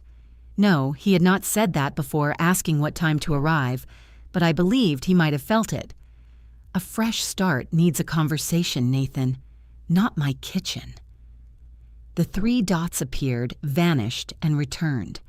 Finally, he wrote, Then come here. Laurel and I will host, 5 o'clock. I stared at the invitation. For the first time, my son had offered me a place without attaching a task. I typed, I'll think about it. I thought about it for 2 days. Nathan did not press. That restraint might have been strategic, but it was still new. On Saturday, I called him. Thank you for inviting me. You're coming? No. The pause was brief. Okay. I already told Diane and Rebecca I'd be with them. You could change your mind. I could. But you won't. No. He exhaled. I waited for him to say I was making another point. Instead, he asked, What does Rebecca serve? Food, usually. You know what I mean. She's making turkey. Diane is bringing potatoes. I'm bringing a pie. 1 pie? I'm trying to pace myself. That earned a small laugh. So you'd rather eat at Rebecca's than here, he said. It isn't a competition. It feels like one. Hosting Thanksgiving is work. You and Laurel volunteered for it. If I change my plans and come help, you'll never know whether you volunteered or simply relocated my job. I didn't ask you to help. Good. I invited you as a guest. I believe you. Another pause. Softer this time. Then why not come? Because I did not trust the invitation yet. Because I could already picture arriving at Nathan's house and finding an apron folded at my place. Because accepting too quickly would allow all of us to pretend nothing had happened. Rebecca asked me first, I said. I gave her my word. All right. You can come there if hosting becomes too much. He laughed without humor. That would go over well with Laurel. It was a joke. I know. Neither of us was good at recognizing jokes anymore. Before we hung up, Nathan asked, How long do you cook a turkey? How large? 18 pounds. Is it frozen? I don't think so. That is not a confidence-inspiring answer. I'm picking it up Wednesday. Fresh then. I guess. I gave him my timing method and told him to use a thermometer instead of trusting the little plastic button. Where do I put the thermometer? He asked. In the thickest part of the thigh without touching bone. Which part is the thigh? I will send you a diagram. So you are helping. I am preventing food poisoning. It's different. By Tuesday, helping had become a series of increasingly specific messages. Do you use salted butter in the potatoes? How many cups are in a quart? Can stuffing be made ahead? Does gravy always look like this? The last message included a photograph of a gray substance in a saucepan. I called him. Why are you making gravy 2 days early? Practice. Throw it away. Can it be saved? From what I can see, it has passed into another life. I followed the recipe. Did you measure the flour? I used the scoop in the coffee. That scoop is 2 tablespoons. The recipe said 2. 2? What? Silence. Tablespoons, I said. That seems like information they could have printed more clearly. It was probably right next to the number. I heard Laurel in the background ask whether I was coming to fix it. No, Nathan called back. She says it's dead. I did not use the word dead. It has passed into another life. That was private. He laughed. Laurel did too, faintly. For a moment, we sounded like people preparing for the same holiday. Then Laurel came closer to the phone. Evelyn, do you have a large roasting pan? Yes. Could we borrow it? I looked at the cabinet above my refrigerator. Michael had bought the pan during a Thanksgiving sale and complained every year that it took up more space than the turkey. You can pick it up, I said. We're both at work, so am I. We thought maybe Diane could bring it. Diane doesn't live here. Nathan said, "We'll buy one." Laurel started to answer, but he spoke over her. "No, Mom's right. We'll get one." The words were small. I heard the effort inside them. On Wednesday evening, Nathan came for the written turkey instructions anyway. I had printed them because he claimed recipes on his phone kept disappearing whenever someone messaged him. He stood in my kitchen reading the page. What does tent loosely mean? Put foil over it without wrapping it tight. Why don't they say that? They did, in 2 words. He folded the instructions and put them in his coat pocket. "You could still come tomorrow," he said. "I know. Laurel would like you there." "Did she say that?" "She said it would be easier. That isn't the same sentence." His mouth tightened, but he nodded. "No, it isn't."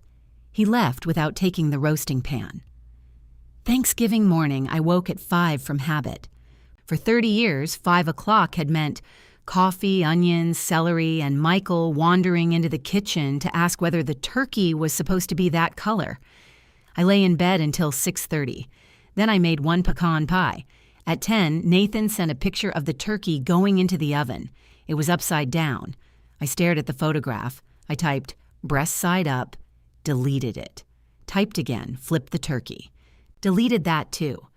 A turkey cooked upside down would not ruin Thanksgiving. Some cooks preferred it. The breast stayed moist. The only real problem was appearance, and Laurel had enough people in her life managing appearance. At 10:15, Nathan wrote, "I know it's upside down." Laurel read that it's better this way. I answered with a thumbs up. I had never been prouder of an upside-down turkey. Rebecca lived in a brick condominium with a dining area built for 6 and a table set for 8. Diane had brought enough mashed potatoes for 12 because restraint was a principle she applied only to other people. Rebecca's partner, Malcolm, made cranberry sauce flavored with orange and a quantity of bourbon he referred to as festive judgment. I set my pie on the counter. "1 dish," Diane said. "Look at you." I considered bringing napkins. "We have paper towels." Rebecca emerged from the kitchen carrying a bowl. "We have cloth napkins." "Your mother is managing expectations," I said. My phone stayed in my purse for the first hour. When I finally looked, the family thread had become a live record of Nathan and Laurel's education. Greg had arrived 40 minutes early with 2 bottles of wine. Joan had brought sweet potatoes despite being assigned salad. Barbara posted a picture of the table before anyone sat down. The centerpiece was too tall for conversation, but the plates matched. At 1:30, Laurel sent a photograph of the turkey, now upright and surprisingly golden. At 2, Nathan wrote, "Dinner moved to 5:30. Please adjust arrival if you haven't left." Thomas replied, "Your mother always managed 5. A minute later, Barbara added, "Some people have more experience hosting." I watched the 3 dots beneath Nathan's name. His reply appeared. "Mom isn't hosting this year, so the timing is our responsibility. 5:30 works for us. No accusation. No defense of me as helpless or oversensitive. Just the ownership I had wanted from him before the wedding." Diane leaned over my shoulder. "Is that character growth? Mind your potatoes." At Rebecca's table, the turkey was slightly dry, and Malcolm's cranberry sauce could have powered a small engine. Nobody apologized for either. We ate too much, argued about whether pecan pie required whipped cream, and left the dishes until after coffee. At 4:40, my phone rang. Laurel. I stepped into the hallway before answering.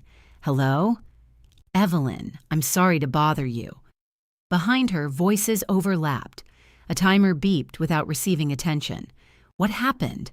"The green beans are burned. Turn off the heat." I did. "Then they cannot become more burned. I have 20 people arriving in 20 minutes. 19. Greg is already there. This is not funny. It's a little funny." She made a sound that might have been a laugh if it had not been so close to tears. "Can I rinse them?" she asked. "No." "Add butter?" "You cannot lubricate away charcoal." "What am I supposed to serve?" "Nothing." "It's Thanksgiving." "There are sweet potatoes, mashed potatoes, stuffing, cranberry sauce, rolls, and whatever Barbara brought. Brussels sprouts. Then no one will report the missing vegetable. I just wanted one thing to go right. I softened. The turkey looked beautiful. Nathan turned it over when I wasn't looking. Then both of you were right. She was quiet. Your dinners never felt like this. My dinners felt exactly like this. I was just alone in the kitchen when it happened. The timer stopped. Nathan said something near her. Laurel replied sharply, "I know, but your aunt changed the number again." "What number?" I asked. "Nothing. Joan brought a man she's been seeing. We don't have a place set. Put another chair at the table. The table is full." The answer hung between us. I did not have to point at it. Laurel hurt herself. Nathan came onto the phone. "We'll make room." "How?" Laurel asked behind him. "We'll make room," he repeated. Then to me, "Sorry. Go enjoy your dinner." "I am." "Is Aunt Diane behaving?" "No." "Tell her I said Happy Thanksgiving." "You can tell her yourself. I will later." Before the call ended, Laurel said my name. "I'm here. I'm sorry I called about the beans. It's all right." "No, I mean—" She stopped. "Have a good dinner. You too." When I returned to the table, Diane was holding my fork over my plate. I was protecting the pie. With my fork, tools don't take sides. We stayed until 8. I helped wash dishes because Rebecca had invited me into her home, not because anyone had left them beside me with confidence that they would disappear. Nathan sent a photograph just before 9. His dining table was crowded with mismatched chairs. Joan's guest sat at one corner, shoulder nearly touching Greg's. The centerpiece had been moved to the floor. Laurel was laughing at something outside the frame. Barbara looked tired. Thomas had removed his tie. The turkey platter was empty. Beneath the picture, Nathan wrote, "We survived." I answered, "I knew you would." Sunday afternoon, he knocked on my door. This time, he did not use his key. When I opened it, he stood on the porch holding no laundry, no broken appliance, no shirt, and no bakery box. "I don't need anything," he said. "All right, I just want to talk." I stepped aside and let him in. He removed his coat and draped it over the chair where the garment bags had hung months before. I did not offer coffee. Nathan noticed. He looked toward the machine, then at me. "Can we sit?" We sat at the kitchen table. He folded his hands, unfolded them, and examined a scratch in the wood as if it might provide opening remarks. "Thanksgiving was awful," he said. "I saw the turkey. It looked good. The turkey was fine. Everything around it was awful. That's most holidays." Laurel cried over green beans. She called me. "I know. I asked her not to. She was overwhelmed. She said you would have known how to fix them. I would have thrown them away." "That's what you told her." He leaned back. Then my father-in-law wanted gravy while I was trying to find a chair for a man nobody knew was coming. Barbara kept asking when dinner would be ready. Joan complained the guest bathroom didn't have hand towels. Did it? There were towels. They weren't decorative. Savages. Nathan smiled, then lowered his eyes. "I kept thinking about you doing all of that alone. I had help sometimes. Dad carved the turkey. He took credit for carving the turkey. I loosened every joint first so he wouldn't wrestle with it in front of people. Of course you did. He also washed the roasting pan. I bought a disposable one. You have dishonored his memory." That gave us another small laugh. This one ended more gently. Nathan rubbed his palms together. "I thought dinner was going to be a fresh start." "I know. I should have said that." "Yes, I thought if you came, we could just be normal." "What does normal mean?" "You cooking." "Me showing up, apparently." He looked at me when he said it. No grin to ask forgiveness in advance. "I didn't understand how much work it was," he continued. "Not just the food. Knowing who hates mushrooms, remembering that Aunt Joan brings someone without telling you, making Dad's cousin Paul feel useful so he doesn't rearrange your furniture. I gave him ice duty. He tried to sharpen our knives. That was why I stopped giving him kitchen jobs." Nathan nodded slowly. "Laurel said you changed the tradition and left us with the mess." "What did you say?" "I said it wasn't your mess." I waited. "I told her we decided to host," he said. "You didn't ask us to." You weren't responsible for making it easy. That must have gone well. It did not. Are you two all right? Yes. He answered quickly, then reconsidered. We had a fight. We're all right. I had imagined their marriage as a smooth, united surface, with me standing outside it. Hearing about a crack gave me no pleasure. It only made them sound married. Nathan, if you came to complain about Laurel, I didn't. Good. I came because she said something during the fight. She said, "Your mother always lets you make her the bad guy when you don't want to say no to me." I blinked. That was honest of her. I didn't enjoy it. Honesty rarely arrives with snacks. He gave me a tired smile. I keep telling myself the wedding decisions were hers, or Barbara's. The invitations were Laurel's. The table was Barbara's. The head count belonged to the caterer. Every time you asked me a question, I gave you the name of whoever made it impossible. You told me you were working on it. I wasn't. The refrigerator clicked off. The house became very quiet. What did you do? I asked. I told Laurel you might make an issue of the seat. I held his gaze. I didn't tell her I wanted you at our table, he continued. I said you'd probably be hurt, like I was warning her about a difficult guest. The truth hurt even though I had already known its shape. Why? Because she and Barbara had been fighting for weeks. Barbara was paying for things, and every change became this whole discussion about gratitude. Laurel was exhausted. I didn't want another fight. So, you let me have it. Yes. No defense. No immediate explanation to soften the word. Nathan looked down at his hands. I knew about the vendor table, he said. Laurel showed me the chart. I said you'd hate it. She said you wouldn't be sitting much anyway because you'd be helping her. I knew that sounded wrong. But I thought you would do it. There it was, stripped of decoration. I thought you'd be upset, he said. I thought you might give me a hard time. But I thought you'd show up at 7, fix everything, and maybe complain to Aunt Diane afterward. That is a remarkably specific picture. It's what you've always done. I looked toward the dark window above the sink. Yes, I'm not blaming you. You could, a little. He frowned. I made saying yes too easy, I said. I did things before you asked. Then I got resentful that you didn't recognize what they cost. That doesn't excuse what I did. No, I need you not to help me excuse it. All right, he breathed out slowly. When I found Dad's shirt, I knew you wouldn't say no. My throat tightened. I did want him with me, Nathan said. That part was real. But I also thought... He pressed his fingers against the table. I thought once you started making the pocket square, you'd be committed. You wouldn't miss the wedding if you were making something from Dad. I did not speak.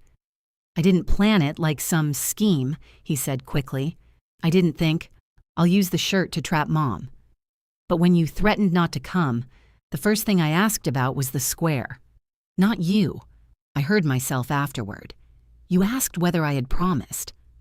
I know. I had drawn the first line. His face folded. Did you cut it? No. He nodded, looking relieved and ashamed of the relief. At the wedding, I kept checking the door, he said, even after the ceremony started. Then at dinner, everyone asked where you were. I said you chose not to come because I wanted them to be angry at you instead of asking what I'd done. Joan told people I was sick. I stopped her. I know. I thought telling the truth meant I was being honest, but I left out every part where I had a choice. The apology was already in the room. I felt it coming and was afraid of what it would require from me. Nathan looked directly at me. I knew you had been left off the invitation. I knew you didn't have a proper seat. I knew you were expected to work. I did nothing because doing something would have made my life harder. Then I blamed you when you refused to make it easier. His voice shook, but he did not look away. I'm sorry. I pressed my hands flat against my thighs. He continued. Not for how it was handled, not because you were upset. I'm sorry I let them treat you like help and acted as if that was the same as honoring you. I'm sorry I made Dad's shirt part of it. And I'm sorry I kept asking what your absence did to me without asking what being there would have done to you. I had wanted those words for months. Receiving them did not feel like victory. It felt like finding something valuable after the house had burned and realizing it still smelled of smoke. "I'm sorry I missed your wedding," I said. His eyes filled. "I'm not sorry I refused the role you offered me," I continued, "but I'm sorry my absence hurt you. Part of me wanted it to. I wanted you to stand there and notice exactly what was missing." "I did. I know. That doesn't make you wrong. It doesn't make me entirely kind." He wiped one eye with the heel of his hand and laughed under his breath. "You couldn't just let me take all the blame for 5 minutes? I'm trying to grow. Work slower." I reached across the table. He put his hand in mine. For a while, neither of us spoke. Then he asked, "What do I do now?" "I don't know." "You always know." "No. I usually do something." "That isn't the same. I want to fix it. You can't fix missing the wedding." He flinched, but nodded. "You can build something after it," I said. "That will take longer." "What does that look like?" "Call me when you don't need anything." I called today. "You needed absolution, fair. Come to dinner when we agree on dinner. Don't assume Sunday belongs to you. If Laurel has a problem with me, let her bring it to me. Don't carry requests between us and call it peace." He nodded. "And when someone in the family says I abandoned you at your wedding, tell the whole truth." "I will." I believed he meant it. I did not yet know whether meaning would survive discomfort. Nathan reached into his pocket and placed his house key on the table. I should give this back. I looked at it. The brass was worn near the teeth. He had carried a key to my home since he was old enough to be trusted not to lose one, though he had lost 3. "Keep it," I said. His eyebrows lifted. "Knock anyway." He closed his fingers around the key. "I can do that." Before he left, I invited him to dinner the following Sunday. He asked what he should bring. "Bread." "What kind?" "The kind people eat." He arrived on time with 3 loaves because decisions remained his natural enemy. Laurel did not come. Neither of us pretended she had been invited. Repair proved less dramatic after that. Nathan called on a Wednesday to tell me his car's clicking sound had been a loose heat shield. He did not ask me to recommend a mechanic. He stopped by the following week with coffee and stayed long enough to drink his own. Once, he called because he had driven past the restaurant where Michael used to order breakfast and wanted to tell me he finally understood why his father liked terrible sausage. Those calls mattered more than the apology, though I did not tell him immediately. In the family thread, Joan posted a photograph from the wedding and wrote that it was still sad certain people had chosen not to share the day. Before I could answer, Nathan did. Mom didn't abandon us. We made decisions that excluded her, and I expected her to accept them. Please stop speaking for me about it. The thread went silent for 6 hours. Greg eventually sent a photograph of a microphone with a red line through it. I laughed until I had to sit down. Laurel waited until January. She called on a cold Saturday morning and asked whether she could come by. Her voice was careful, but she did not say Nathan wanted us to talk. She arrived carrying nothing. I respected that first. We sat in the sunroom. The basil had finally died, despite Connie's insistence that it was immortal. Laurel wore jeans and a gray sweater, her hair loose over her shoulders. Without a schedule in her hand, she seemed unsure where to place them. "I owe you an apology," she said. I waited. "I treated you like a service," she continued. "I kept telling myself you enjoyed helping, so every time you said yes became permission to ask for more. That sounds familiar. Nathan told me what you said about confusing being useful with being loved. He shouldn't have repeated that." I'm glad he did. I folded my hands. Laurel looked toward the cutting table. "I left your invitation blank because I didn't know what category to put you in. You weren't a regular guest. You weren't part of the wedding party. My parents were the hosts. I thought because you were Nathan's mother, you would just be there, without requiring a name. Yes, or dinner." Her face colored. The dinner count was worse. Worse than what? I knew you didn't have a meal. I told myself vendors always have extra food, and you'd be moving around anyway. That is worse. I know. Do you? I called you about burned green beans while you were eating someone else's Thanksgiving dinner. The bluntness surprised me into silence. I expected you to rescue a meal you weren't attending, she said. That's when I heard it. Why did you put your parents at the family table and not me? Because they paid for it. Because my mother expected it. Because the pictures in my head had them there. She looked at me. And because Nathan said you would understand. There was enough blame in the sentence to be accurate, not enough to be an escape. I should have questioned that, she said. I didn't because your understanding was convenient. Thank you for saying that. I'm sorry. I believed her. Belief was not the same as closeness. I don't know what our relationship looks like now, I said. Neither do I.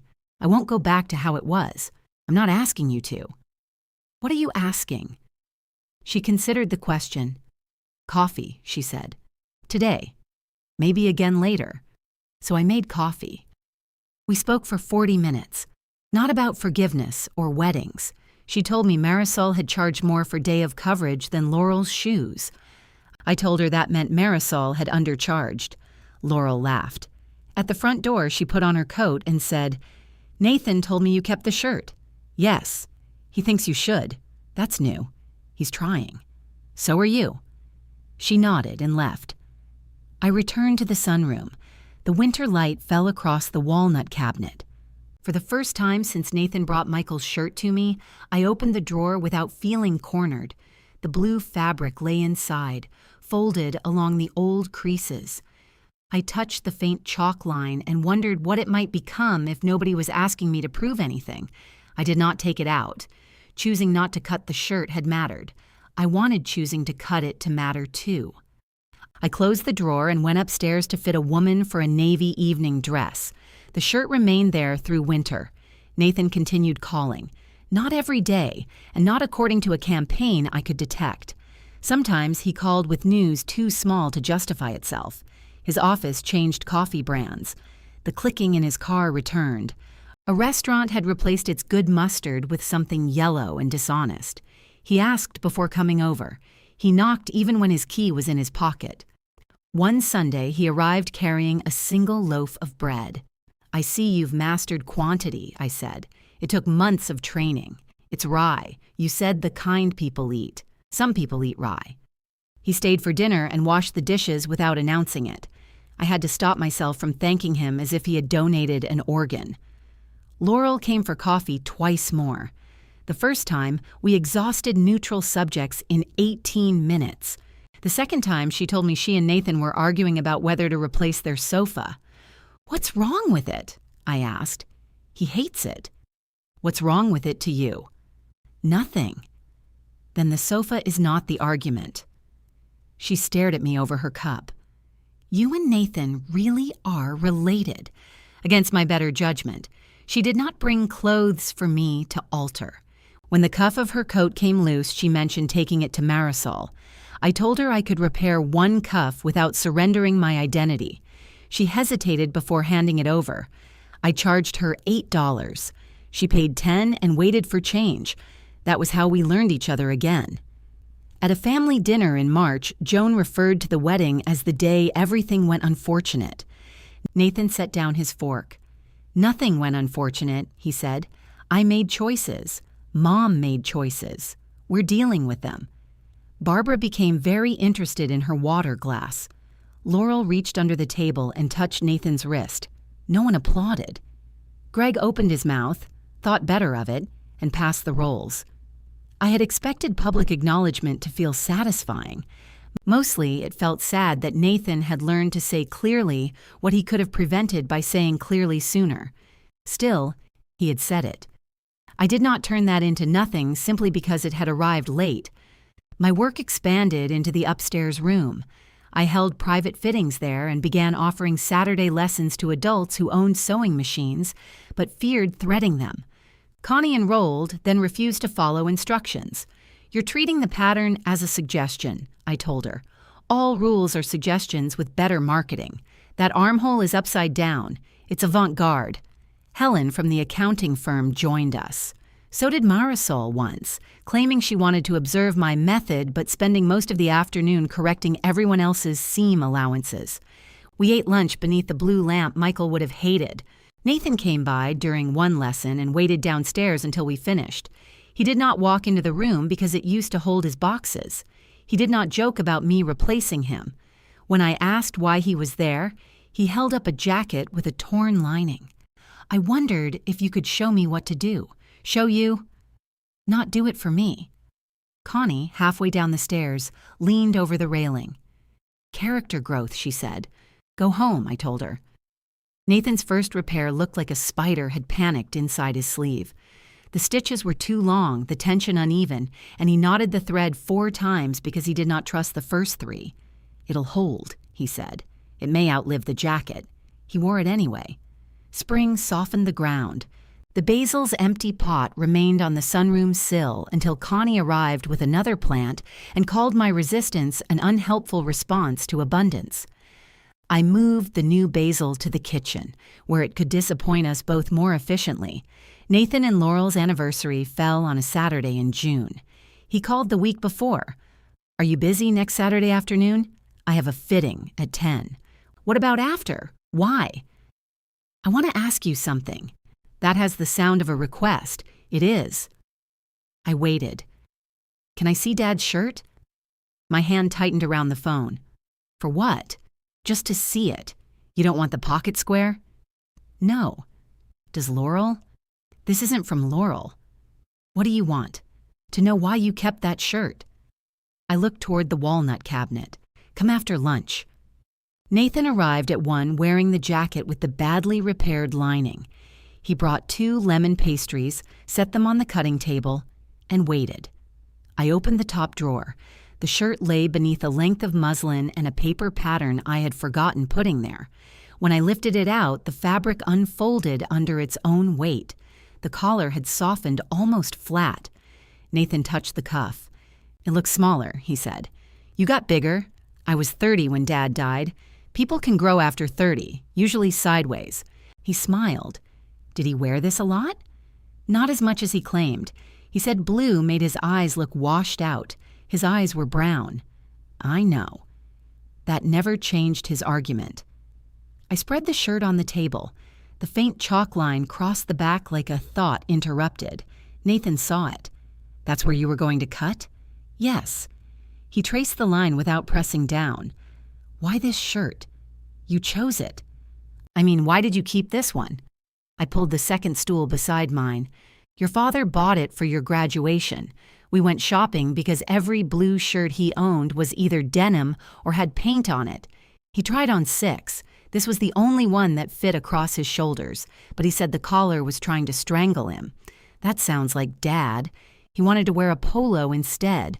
I told him we had spent 4 years paying tuition and he could survive 3 buttons. Nathan laughed. I remembered Michael standing in the bedroom that morning, holding 2 ties against the shirt. Nathan had already called twice because he could not find the parking instructions. I was ironing my dress. Michael kept asking whether the striped tie made him look like a banker. He was nervous, I said. About what? You graduating. Why would that make him nervous? Because you had a job in another city.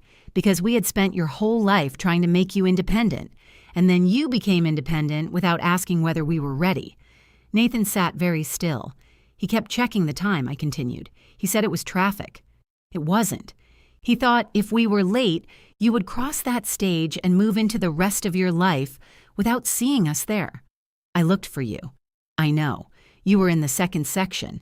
Your father bribed an usher with peppermints. No, he didn't. He offered. The usher moved us to make him stop talking. I smoothed the shirt's shoulder.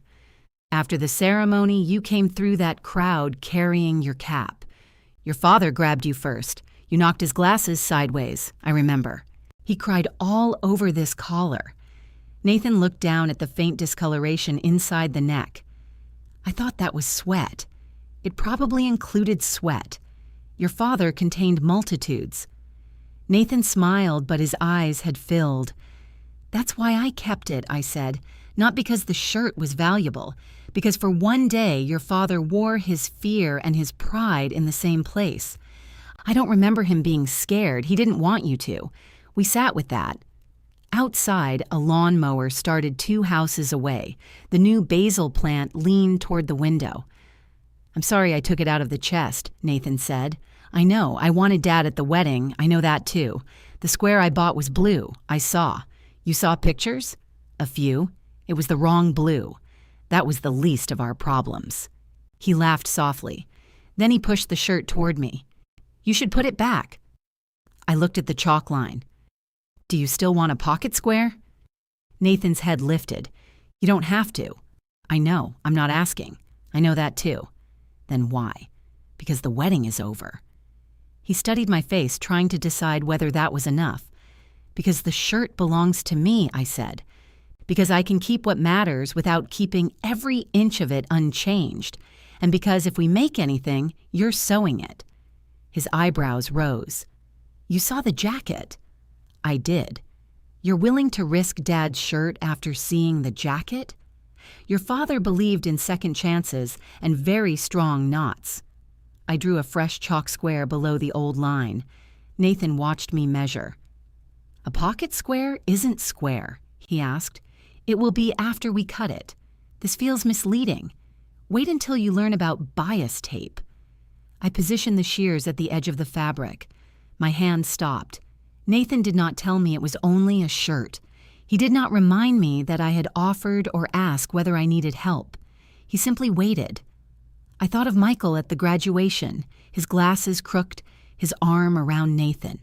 I thought of the cedar chest, the wedding invitation, the loading entrance, table 7. I thought of the ceremony doors opening while I sat beside a lake. None of those things would change when I cut. That was what allowed me to do it. The blades closed through the fabric with a soft, final sound. I cut along the chalk marks and removed one large blue square from the back. The shirt remained recognizable, though open now, altered by choice rather than theft. Nathan exhaled. "Your turn," I said. "There's more?" "You need practice fabric." I gave him a piece of blue cotton from my scrap basket. He cut his sample crooked.